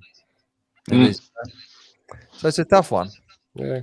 I think as reptile breeders and keepers, you pick up experience over years. Simple things you learn to fix yourself, and people teach you things. The more people you'll teach. A lot of guys will do home stuff. Which is good and bad, I suppose. It's over time. So the more experience you get, you don't necessarily need to run to the vet so often for something that can be treated, yourself. And I've often helped people. People have messaged me and said, look, get this, mix these together, put it on there, next shed, it'll be fine, paw cream and all sorts of things to fix basic things. But really, at the end of the day, if it's something that's recurring or it's serious, in several animals, you really need to go to a vet and get it checked out properly. So I always say to people, I'm happy to give my advice on something, but I'm not a vet. I'm a reptile keeper. I fix things myself, which I'm happy to do, but I don't like giving out vet advice to people that, there could be something serious going on there that they'll ignore on my saying, it's not that bad. Or he said do this and I did that and the snake died. It's your fault. Yeah, exactly. So if I can give any of the guys watching, a good tip for any reptile keeper is to have an incubator sitting on standby this time of year and have it sit. Ooh. Incubation season's just around the corner. Have one of these commercial fridges with the glass doors, and when you see a possible respiratory issue in a snake, you have a big plastic tub and you stick that snake in that tub and you stick that snake in the incubator at 30 35 degrees, not too, 32 maybe, started off at that, and leave it in there. And if it was just a light cold, then that snake should shift that disease within 10 days. That shed out and be fine. Yep. And then usually they go through, as soon as they start getting better, you'll see they'll go through a shed cycle, and usually it's a thick, yucky shed that comes off it, and they're good after that. But if you've got an animal in there and it's sitting there for, a month, 2, 3, 4, it's just not getting better, you should test it as soon as you see it. Respiratory things are not something that you can afford to mess around with, because all those, like James said, all three, those Bourbona, Nido, and Sunshine, they all have elements of respiratory issues. So have an incubator out a different room, and then you do not touch that snake. People get I need to clean its mouth. No, you need to leave that snake in there.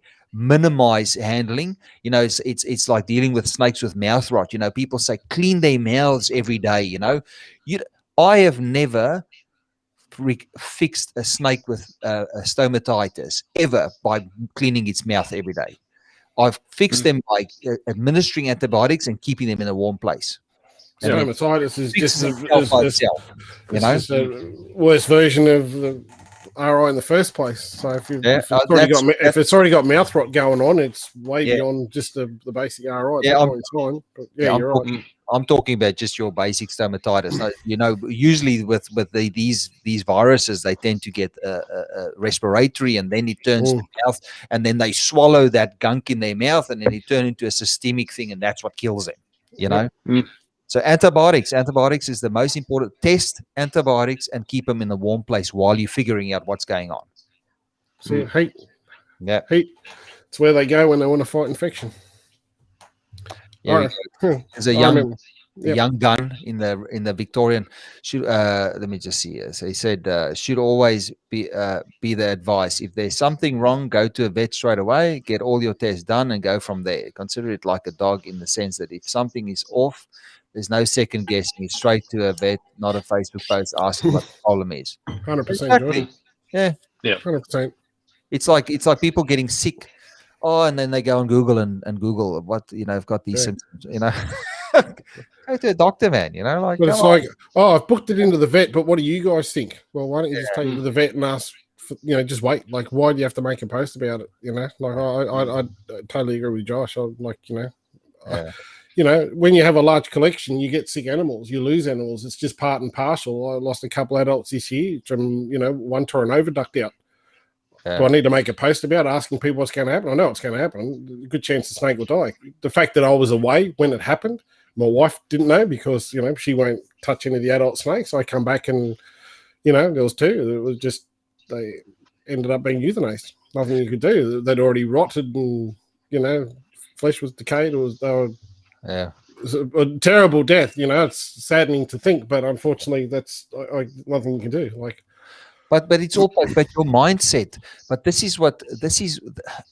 that is where you have to allow you. When you're a reptile keeper, your mindset should be of the type that shit does happen, and it's not always something that you can do about it. People keep reptiles and they go, this animal is going to be perfect for the rest of its life. It's never going to get sick. It gets a tumor. The problem is with reptiles is they're so good to hide their symptoms. They don't show that they're sick. And they can be sick for 6 months before you realize that they're sick. You need to be on high alert. And I do find that the larger your collection gets, the easier it is to miss something that's going wrong. With the respiratory infections, I know we've all had it. Because you just sat busy feeding, and then one week the snake, and 1 week the snake doesn't eat, and you go, it's probably just not in the mood. And then by the next week, it's 2 weeks sick, and then you see its mouth gurgling and stuff. And by that time, it's turned into a problem. There's nothing you can do about it. Then you just need to have a plan and a plan. You need to always have a plan of attack to make sure that you've got protocols in place that you are not going to spread that shit to the rest of your collection. I actually had a jungle a number of years back that I fed 1 week, and 2 weeks later, my son was helping clean one day, and he goes, Dad, this one's got a fat lip. I'm like, what do you mean it's got a fat lip? It's got a few rounds with Tyson or something like that. And I looked over and thought, oh, bloody hell. And it actually looked like it had, from the way the snake was lying, mouth was swollen out. And I'm like, oh, don't let me see the last feed. It's, maybe it got a claw, it's got an infection or something like that when it's bitten the rat. Or whether, maybe the globe's gone, the ceramic heat emitter. No, that was working. Everything's all right. Pulled the snake. I had a look at it. And its head was like a balloon. I'm like, what the hell? So I took it out to Robert Johnson. I literally didn't even get out of the bag. He goes, your tumour. And I'm like, how do you know? He goes, hang on a sec. Goes over his laptop, pulled out, I think, about 1,000 photos of snakes that he's seen with the exact same thing. He goes, all tumours. And it's the first time I'd ever seen it. Like, I'd seen tumours and lumps in different parts of the body and stuff like that in the past. Yeah. But it just, one side was just like blown within the course of 2 weeks from actually eating a feed to just developing it, just grown rapidly in that time. He goes, yeah, it's not uncommon. But it's like this. You see that in enlarged heart as well. You see a little bit of swelling and won't eat, and then won't eat for a month, and suddenly the swelling gets worse and worse, and those a road to nowhere. And those distinct mid-body swellings we always see guys posting photos online of, and it's a intestinal tract tumor that grows on the lining of the intestine. And I have never eat. They still eat, but the food, and then they start regurgitating because it can't can't get past that lump. And because that tumor is fed by blood from I think it's a big vein running next to the intestine, it latches onto that, and there's no way to remove that without the snake bites. You can't remove a tumor from a snake. Yeah, and it's always hard to tell somebody online that because we know how it ends. Because it's like you're saying, you see enough of that stuff, what the outcome is. I think I've seen one post on the Reptile Vet where I saw that, and it was a big tumor and stuff, and the snake managed to live after that. How long they lived, they can have an operation and go for 6 months. They just go off their food and they just don't get better and they just end up dying, So whether they survive the operation, they survive, but then 6 months down the line, they die from other issues surrounding that, And they may never breed again, If you want the animal to just be happy and live out its life, sure. It's, some things that's risk assessment, I guess. It's the sad world of, if you've got a breeding animal and it tears its oviduct out, it's never breeding again. I've fixed stuff. I've had stuff cut open, oviduct sewn up, and 3 big giant, cuts in stitches up the stomach of a female coastal, give it away to a mate as a pet. It's you spend lots of money to fix it, knowing full well it's never going to breed again, but it's still a live animal. Give it to someone as a pet snake only. Someone that wants either 1 or 2 snakes just as pets and not to breed. Perfect. I had the same thing with a blonde mac. Yeah, I was actually overseas over at Brian Barcheck's facility, and one of my blonde macs prolapsed oviduct out, tore it out. Luckily enough, a mate was looking after my collection, and he saw it just after it had happened, and it went out to Robert Johnson the next day, and he cut it open and basically said, oh, oviduct's torn, it's ripped out, and he just cut everything out. He said it'll never breed. I kept that snake for another 2 years after that, just to make sure it was all going to do anything, and it ended up going to someone as a pet. Same thing, obviously told, it'll never breed. It's a female, but it makes no difference. It's got nothing to reproduce with. Yep. How would you answer that question, Brent?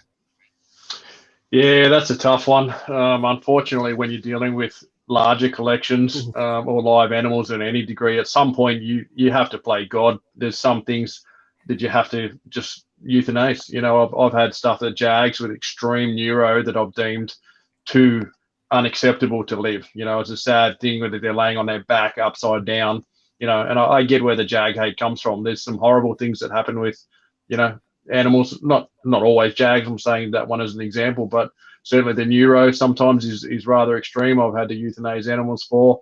I've had animals go. I had a hatchie go 10 months with no feed and actually kicked on and started feeding and lived on. But I've had things go 6 or 7 months and look that absolutely disgusting. Trying to assist feed them, tearing the necks out of them because you can't even push a a pinky rat into them or small mice, so some things that just aren't going to work. There's so many defects for hatchies. At some point, you really need to play God and say, look, this one's not going to make it. It's better off put that thing to sleep than try and save it, and it goes out. And if that then reproduces, are we making more of the same problem, in the hobby? Are those hatchies that it produces going to have similar problems, be bad feeders? You don't know. I mean, I don't think anyone's done any study to say yes or no for sure. Bad things make other bad things. But yeah, there's things that, like we talk about the tumors and lumps and enlarged hearts. If you're going to keep animals, at some point you are going to be faced with the fact you're going to have to put some animals to sleep. Some people take them to a vet. I know most bigger breeders, will deal with it themselves, and it's not fun. It's an absolutely horrible part of keeping animals is killing animals. It makes you feel about this big, and it never gets easier. Certainly hatchies, no fun. Adult snakes I find extremely hard. Girls that have tumors that are 6 or 7 years old, banging them things on the head is absolutely traumatic. It's a horrible part of keeping animals. But it boils down to that mindset again. You have to be willing to do the hard things when you keep reptiles. It's not all stuff. It's not all sun and roses. There are times that you're going to have to make hard decisions where you look at an animal, especially when you're breeding them. There'll be hatchlings that come out with hearts sticking out of their chests, or 2 heads, or spines that are totally messed up. There's just no reasonable argument for letting any of those animals have a potential 50-year-long life like that. And it wastes time where you can be spending it on 10 other healthy snakes. You're going to have to nurture this one snake. I mean, it's a human thing. It's a human nature thing to want to look after. We made that way to want to nourish and nurture and stuff like that. Sometimes you just have to. It needs to be a common sense thing where you go, this animal can't live. It's like putting your dog down when it's 15 years old. Yeah, sure. It's nice to have it around and whatever, but if the dog's dragging its back legs on the floor and it's vomiting its lungs out, and you can see that there's no justification to keep that animal alive because it's not a happy, it's not a healthy lifestyle. You don't want to hurt, because you don't want to be sad. It's this. I mean, I'm hardcore like that. What do you think, Darren? No, I totally agree. I think you have to make the ethical decision over a heart-based one. And you see a snake with a tumor, and you might think, I could take it to the vets, but the end result is going to be death. Like I've never heard of a snake other than the one you just mentioned, Meynies, of any surviving with a tumor. They all go the way the tumors develop and wrap themselves. It's because of the design of the vital organs within the snake. Once the tumor gets in there, it easily gets into something vital.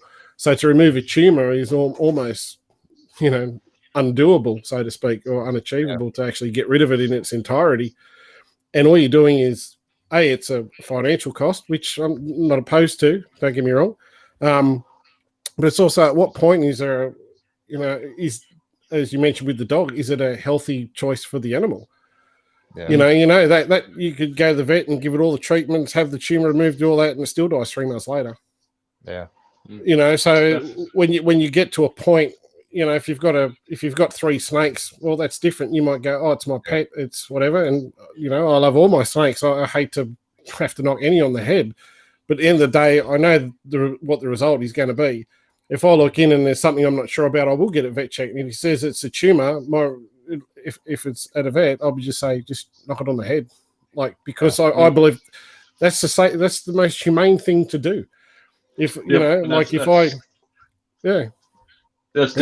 to knock snakes on the head myself. Take a ball peen hammer to the back of the skull, and it's not a pleasant thing to do.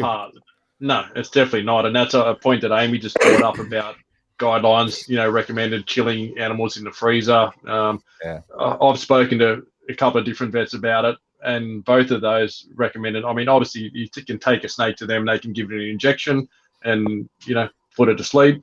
I've seen people try to gas reptiles. Please don't ever try and CO2 gas reptiles. They can shut down their systems and survive 12, 14 hours in a gas chamber and still be alive, basically slowly suffocating to death.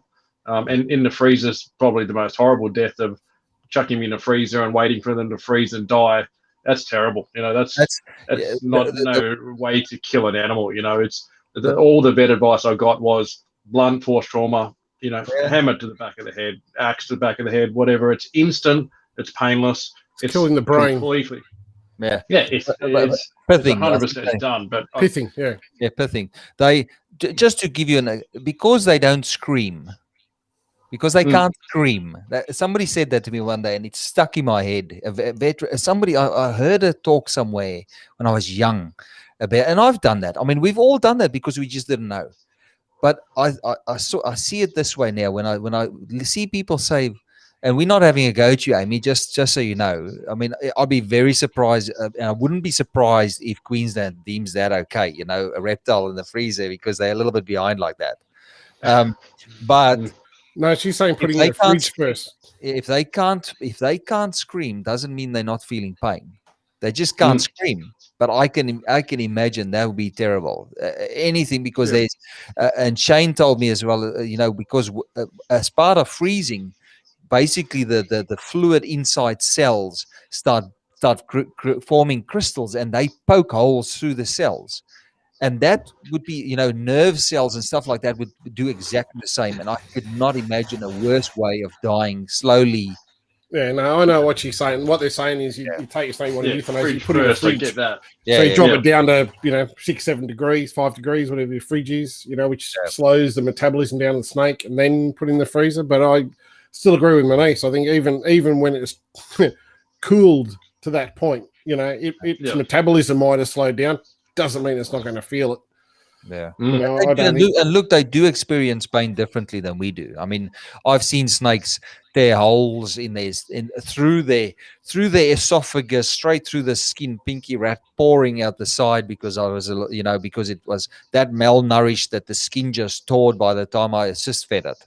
And I've basically stuck it together with super glue and stuff, and that snake never flinched once during that whole thing. I don't think they experience pain like that, but I think that your cells slowly freezing. I mean, that'd be it. You can imagine, you put your, we mammals do experience pain, but I can't think, we try and do what we'd like, we'd like to die quickly when our time comes around. I going back to Dave Vella when I used to do a lot of rescues. He goes, if you can't get an animal to a vet that needs to be euthanized, he said pith it. Basically, Brent said, blunt force trauma to head. He goes, get whatever you've got, a rock, whatever, put its head down and just cave its head in. And he goes, because the brain's encrusted in bone, he goes, you need to destroy that. So he goes, by pithing it is just scrambling the brain inside the skull.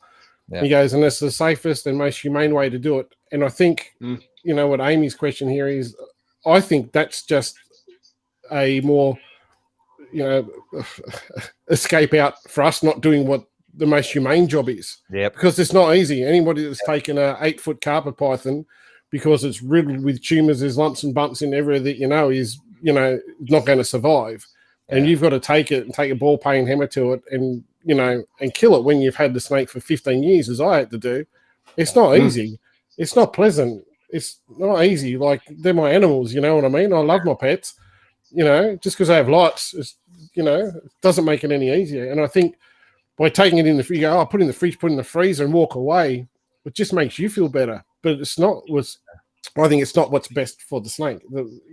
If I was going to die, I wouldn't want to be chucked in the fridge and thrown in the freezer. I'd want just put a bullet through here, just do it. Just make it end now.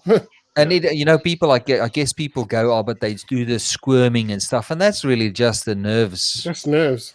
It's not it's the animals, but that past that point, the animal's not feeling anything anymore, and it's like you said, Darren, it's not like from me, like all of us have done, early days, fridge, then freezer or gas. I used to do CO2 gas in the early days, and then I just ended up, blunt force trauma, the dragons, anything. It's fast if you apply enough, and it's a little, it's messy.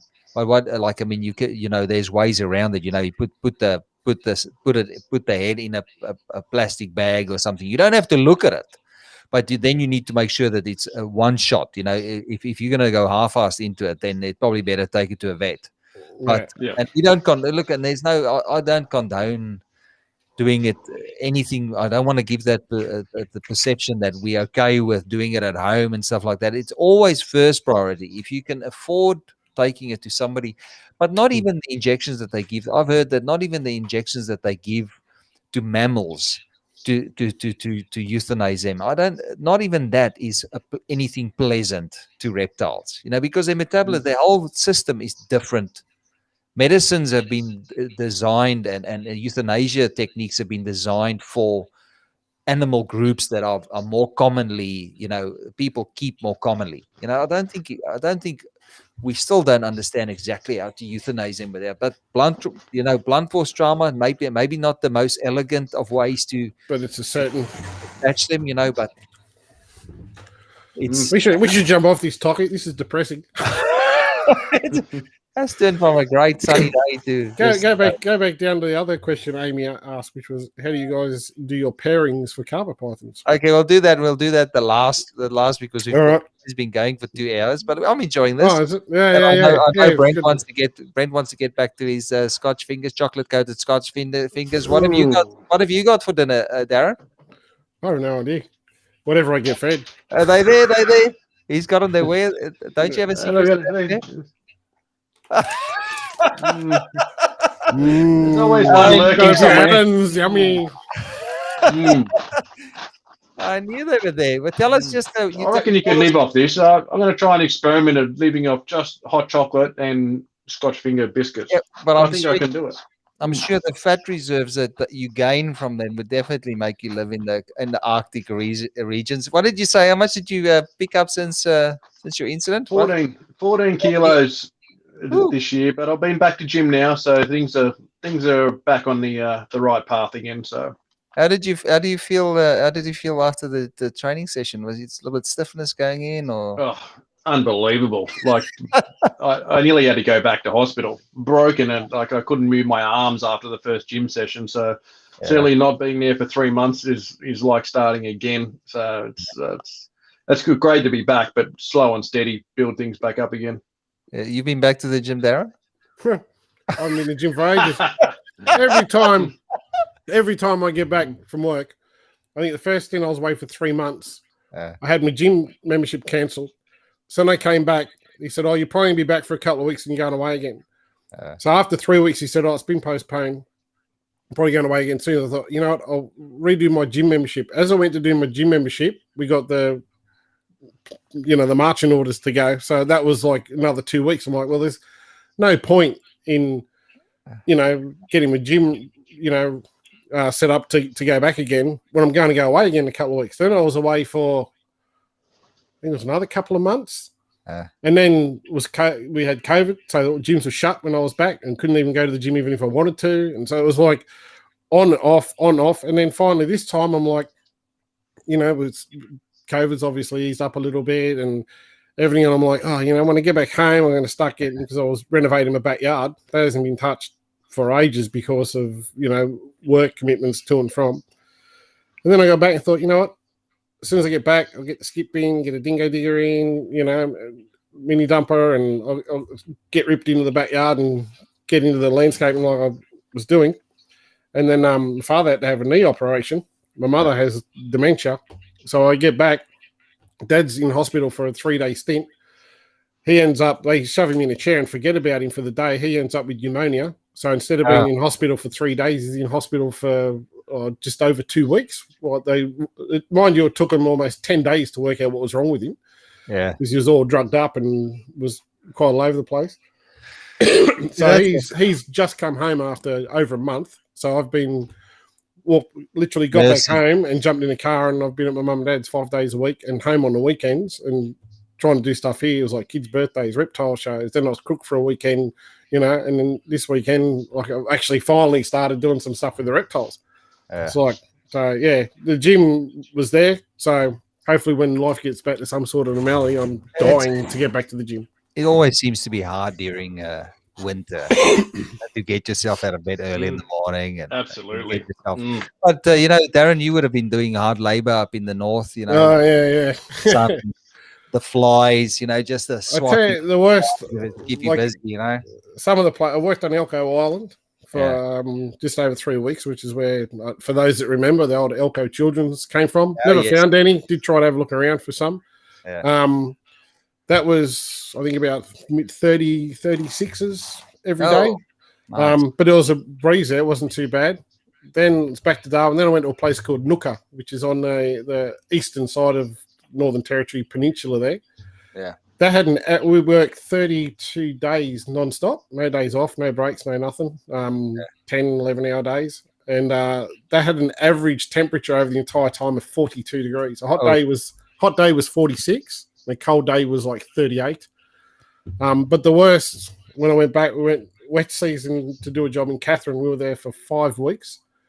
For the first weeks, it was 36 degrees with 100% humidity pretty much every day, 95, 96. And it was the highest the Katherine River had been in like 5 or 6 years. It got up to 16.5 meters or something or other. It was like torrential rain every day, and we still worked in it. Like, you'd be there and it'd be like, here comes the rain. It'd be like drenched. You'd sit there in the shade and the sweat would just drip out of you. It was unbelievable. But you get paid good money, so you tolerate it. Yeah, you tolerate it. It's work's work. What do you do? There's no point complaining. You just got to do the job, and there's nothing else. I don't think there's any amount of money that would make me do that.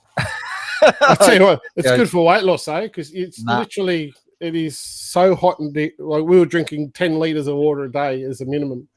Constantly. The heat and humidity was so bad, you sit in the shade and you're drenched from head to toe. Like, there wasn't a day that you come back and go, oh, look, my socks are dry. Saturated. You come out of the shower and you might as well have not have showered. It's like 100%. Nice Every day. Okay. So let's get back on topic here, because we could talk about this. Darren's rambling with shit for like half an hour. I mean, you started. I can see Brent's like someone turned on his bloody whinge machine. Bloody, suck it up, princess. I actually enjoy it. The challenge is good. Rather than sitting in an air-conditioned office. As long as you enjoy it, that's nice. The idea is to be the foreman in a place like that, so you can escape that and let the riffraff out there do the work. You can just that's right. from the office, There's no life stress. choices, mate. Life choices. Yeah. No stress. What do you do today? Go do that. Okay. All right, You can do that. I'll stay here and pick on. Yeah. So let's answer this one last question. It seems to be the age-old question about how let me just put it up there. How do you guys do your pairings for carpet pythons? And, so I know you guys specialize in the fancy stuff, but it's probably the same. How do you pair them up? How do you guys do your pairings? How do you decide? Well, this is like a two-sided question. Is this, how do you pair up your pythons? Is that a question of how do you plan your breeding season? Versus, or is it the in actual terms of what you're pairing together? Physically doing, because there's for me, and I assume Brent is the same. It's two factors. There's one of the actual breeding of the animals, and there's the other, which is outcome. What are you going to put? What are you pairing with what? Answer them both in like less than 3 minutes, Darren. I'm getting tired. No chance. I can see. I'm watching Brent there, and I can see sort of his head not as upright as the posture is sort of slouching now. It's sinking into that. Big gym day. I'm tired now, so wrap it up, Daz. Let's go. The actual 3 minutes. Breeding. Here we go. There's the part two of the question. Actual breeding. Okay. I keep mine fairly simple, to be honest. I allow the room to get ambient temperature. A lot of people will go, oh, you need to drop your temperature down to this degrees for this day and leave it for a week and drop it another degree for the next week and so on and so on and so forth. Whereas I generally don't. I let my males to pick. So I don't even change the temperature in the house. I have generally what is set up on my thermometers or thermostats, I should say, is pretty much set year round. And my aim is to actually get the room cooler. So if that means opening up a window to let some cold air in, that's what I'll do to help drop down ambient air temperatures within the room. So they'll still get a nice hot spot during the night, as we spoke about before. Difference is you go camping in the middle of winter, you stand by the fire, your bum's still freezing. They know. So as long as that ambient temperature gets down during the night time, excuse me, is most important. So heat at night time, I generally don't drop much lower than 18 degrees personally. I think you can go colder, but I think once you start going colder than that in the room, you can start asking for respiratory issues if the snake doesn't get enough heat during the day. So I still give 8 hours a day full-time heat. So they'll get, their 32, 33 degrees Celsius. And then at night time, the thermostats will allow a drop of, 5, 6 degrees at most at the hot end. And then obviously whatever's ambient. But if I find that even that's getting too cold, I'll keep it warmer during the day. And then the first thing I generally notice is the males, particularly Antaresia, the males will actually start going off their feed. So you go and offer, do your weekly feeding as you're doing, or every 2 weeks, or whatever you're doing. And, the males will be active looking around, think, oh, it's looking for a feed. And then they come up to it, kind of look at it like, oh, they want it. And then they turn their head around and go back. They're not interested. Females will still eat. And that's normally my first sign that, things are starting to get ready. The ambient temperatures have come down. It's getting colder. And the other factor is I don't fight nature. There's no point starting to drop your temperatures in April if you're still getting 30 degrees or 28 degrees. Wait till it starts to get cooler if you're doing a temp drop, which there's nothing wrong with. You've got to work out what works for yourself individually. But don't fight nature. If you're still getting a nice, long, extended hot summer into, April and even May, you get some hot temperatures. I normally wait till we've had a solid week of cold temps. Like I'm, below. Now. Yeah, like now. Yeah, that's right. And end of June, July, and then you start going up again early. Yeah. So I don't race it. Like you just let the season take. The animals know what they're going to do, but they need that cooling first. Are you guys still feeding now? I haven't, just due to thing. But if I had females that were undersized, I'd still be offering feeds to girls, not to boys. They'd still feed. Like I used to, like the girls used to eat. If you allowed them 12 hours heat and do the nighttime drops and whatever, they'd still eat. Even if not my large meals, but like 150 gram meal, they still take it. I'm sure by now the Antaresia is all hooking up. Antaresia seem to go first in the year, and then the carpets sort of fall in line. Beardies as well. Beardies will be sleeping. I just want to touch on some lizard stuff as well. I used to, the last season I did dragons, I literally cooled those suckers for 4 months at the room temperature in a warehouse, with concrete floors and stuff in Victoria. And I weighed them when I started cooling them. I cooled them slowly, like over 2 weeks, and then I just no heat for 4 or 5 months. No, it was maybe 4 months. And those lizards literally did not lose. They must have lost 30 grams in that period. And none of them you either cool them completely or you don't mess around. And I was surprised. I could not believe how those dragons tolerated that cold. And they woke up, the first week I warmed them up slowly again, and they had this poo that looked like a plug, like a wax plug almost, that came out of their stomachs, and they were good as gold. No respiratories, no nothing. Yeah, it's funny you say that. I used to keep bearded dragons in 4-foot glass tanks back in the day with a 100-watt heat globe at one end. They would all got the cold end, right? And they choose it. Pretty cold in the room, and they would curl up in the back corner. You touch them, and they're literally freezing. Nice, yeah. And you think, God, is this thing going to die or whatever? And occasionally you'd see them pop up one day, and then they'd be back down again. Yeah. But no food, no nothing. No food. They'd like open their eyes like they'd be that cold. They don't. It's like icicles, and you just see this eyeball looking. You go, oh yeah, no, you're still alive. So sometimes they just keep their eyes closed. It's like they go into this torpor, the state of suspended animation, almost like the movies. When they go through warp speed. I'm just hanging myself again. Okay, let's just move on. Brent, how last bit of information here. How do you go about handle breeding season with your adults?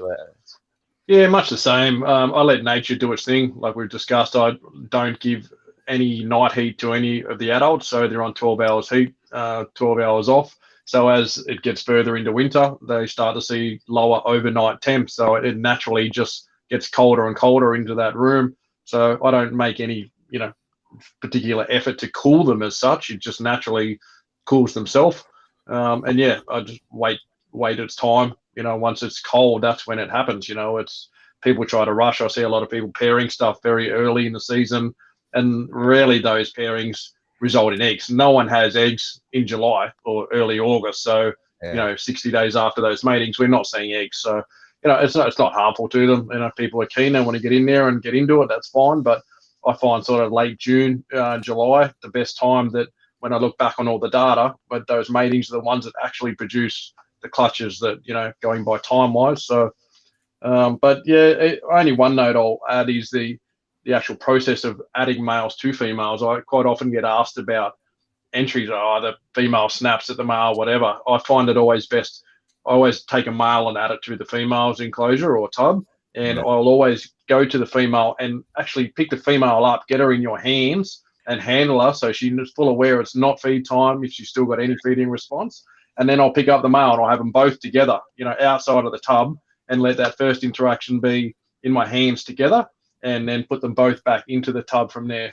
So there's no surprise attack. There's no, food response bite. There's, they're both been handled. They're together and back in the tub, and then just shut the tub and walk away. So and I've seen that. I actually documented that a few 1 year where I had a expensive male shoved it into a female's cage, and that girl just went, "I'm going to eat you." Smash. Tore it up. Luckily, I took it out. A little bit of super glue. Quickly on it. If it's a skin wound, I mean, there's no.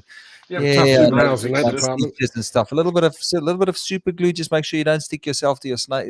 Don't attach yourself to your snake. But just a little pinch. Stick a little bit of super glue, and it'd be good. They shed that off after at the next shed cycle, and it's all good. So, but I find certainly early in the season, and be careful very late in the season when your girl suddenly decides she's ready for food. I've had a snake very late. Late August, you put a male in, and the girl just whacks the thing, thinking it's food time. So just generally during the middle of season, they're super placid. You pick them up and do what you please to them. They're not fussed about anything. So early and late, just be a little bit careful. Yeah, I don't actually pull them out and handle them, but I'll always use a hook to get the female's attention first. Just get a hold of them and let them know that something's happening. Because normally you slide a, if you've got a python rack or something, you slide a drawer open, they come out looking for food. I'll do something to make them realise it's not food. They settle down, then I'll introduce a male. But same thing. And you can condition sometimes them. Just dragging them with the hooks enough. They know. Yeah. And it's like what people are only seeming to find out now, or seem to find out now, is the fact that you can condition them to understand that it's not food now. It's all the way. It's the way how you interact with them. So 1 day a week, like I always said, 1 day a week. So say you choose a day. Wednesday is feeding day, and every other interaction around that is not feeding day.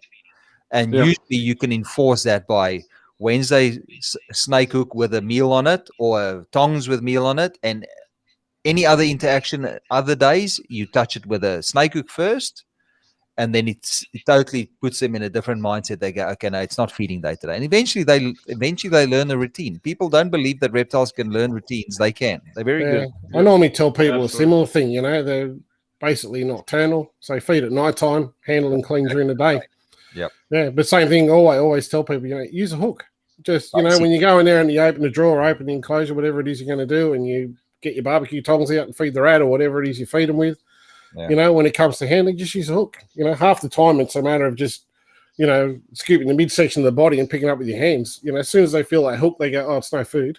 There's always the exception, and that's when you need to know what the snake is doing to go, oh, hang on, this thing's going to nail me. You grab hold of it and suddenly it starts to try to coil up on your hand, and it's looking around, you'll learn the difference between when it wants to eat and when it doesn't. But if you bring the basic practices in and separate the two, it does, it works. A question you have, the last question, so it builds into what we're talking about. So what I found, so Amy's just asking when is the best time. So it depends on what you're breeding, but I found with carpets, depending on the subspecies, I found Darwins are usually early, so they be sort of end of July. It's like early when you're rolling into August. August is peak Darwin time. Towards end of August, you'll have jungles.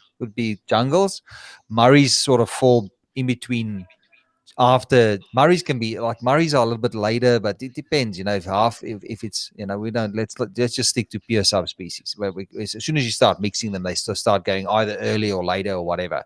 And then Bredleys or Murrays and Bredley sort of fall right at the end. Oh no, Bredley and Diamonds sort of right at the end of the year. So you still see them November, they lay their eggs sort of around November, December, and then they'll hatch February around there. Although you do have outliers, you have ones that don't work that way. But if you're breeding carpets, early August, September is your hot time to put your animals, and you'd find Darwins already start ovulating in late August, mid-August, some of them sometimes. So I don't know what you guys have found. I mean, that's just my and then beardies and lizards and stuff like that. As soon as spring comes around and the males start bobbing their heads, that's when you sort of enter in. Monitors, I'm not too sure what time of year monitors, because I've never bred monitors. What did you see any mating activity last year with your monitors, Brent? No, nothing. Not rushing, not trying yet. So. But certainly they are much later, once it's summertime, there's sort of matings in December, late in the year for Lacey's and that sort of bigger species anyway. So they're certainly way out of, they're sleeping through the winter time anyway. So yeah, so once the heat's on. Breed Mackies were similar. But it would make sense that most reptiles would start as soon as spring starts rolling around, because August, September, that's when temperatures are slowly starting to come back up towards springtime. It would make sense that they start moving again. They start looking for the girls. You start seeing them on the roads more often. That's when they start getting active again, and it just makes sense. They want to lay those eggs before the rain season, the rain comes through. Or sort of in coincidence. So they want to make sure their hatchlings and the babies are out, and the hatchlings are out when there's a lot of food around. Sort of summer in summertime. Yeah, I tend not. It's funny, I tend never to pick a specific month or anything for anything. Going back to what I said before, I let the weather depict. Yeah. So if I'm feeding and my males have stopped feeding, I know they're cycling. So if they're active, they're hunting around that enclosure and they're not interested in food. They're only interested in one other thing, and that's trying to get in the enclosure next door for the girlfriend. Yeah. So it's normally at that point I'm like, okay, boys are getting ready. So to me, it's then a matter of waiting for a nice, week block of cold weather or cool weather, enough to see the girls starting to do a similar sort of thing. And then I'll do little trial introductions, and I can guarantee you, because I've hardly been at home, I literally cleaned out my Antaresia yesterday and I paired up 3 pairs. Checked them half an hour later, and all 3 males were already spurring the females within, probably not even half an hour of being in the drawers with them, and all 3 were locked up. What got this morning out in the first drawer, and the blonde Macs are paired up, and then the other ones are paired up, like actual hooked up. So they've knocked back a food before I went away last time. So and I was away for 3 weeks and I haven't done anything so it was like 7 weeks ago.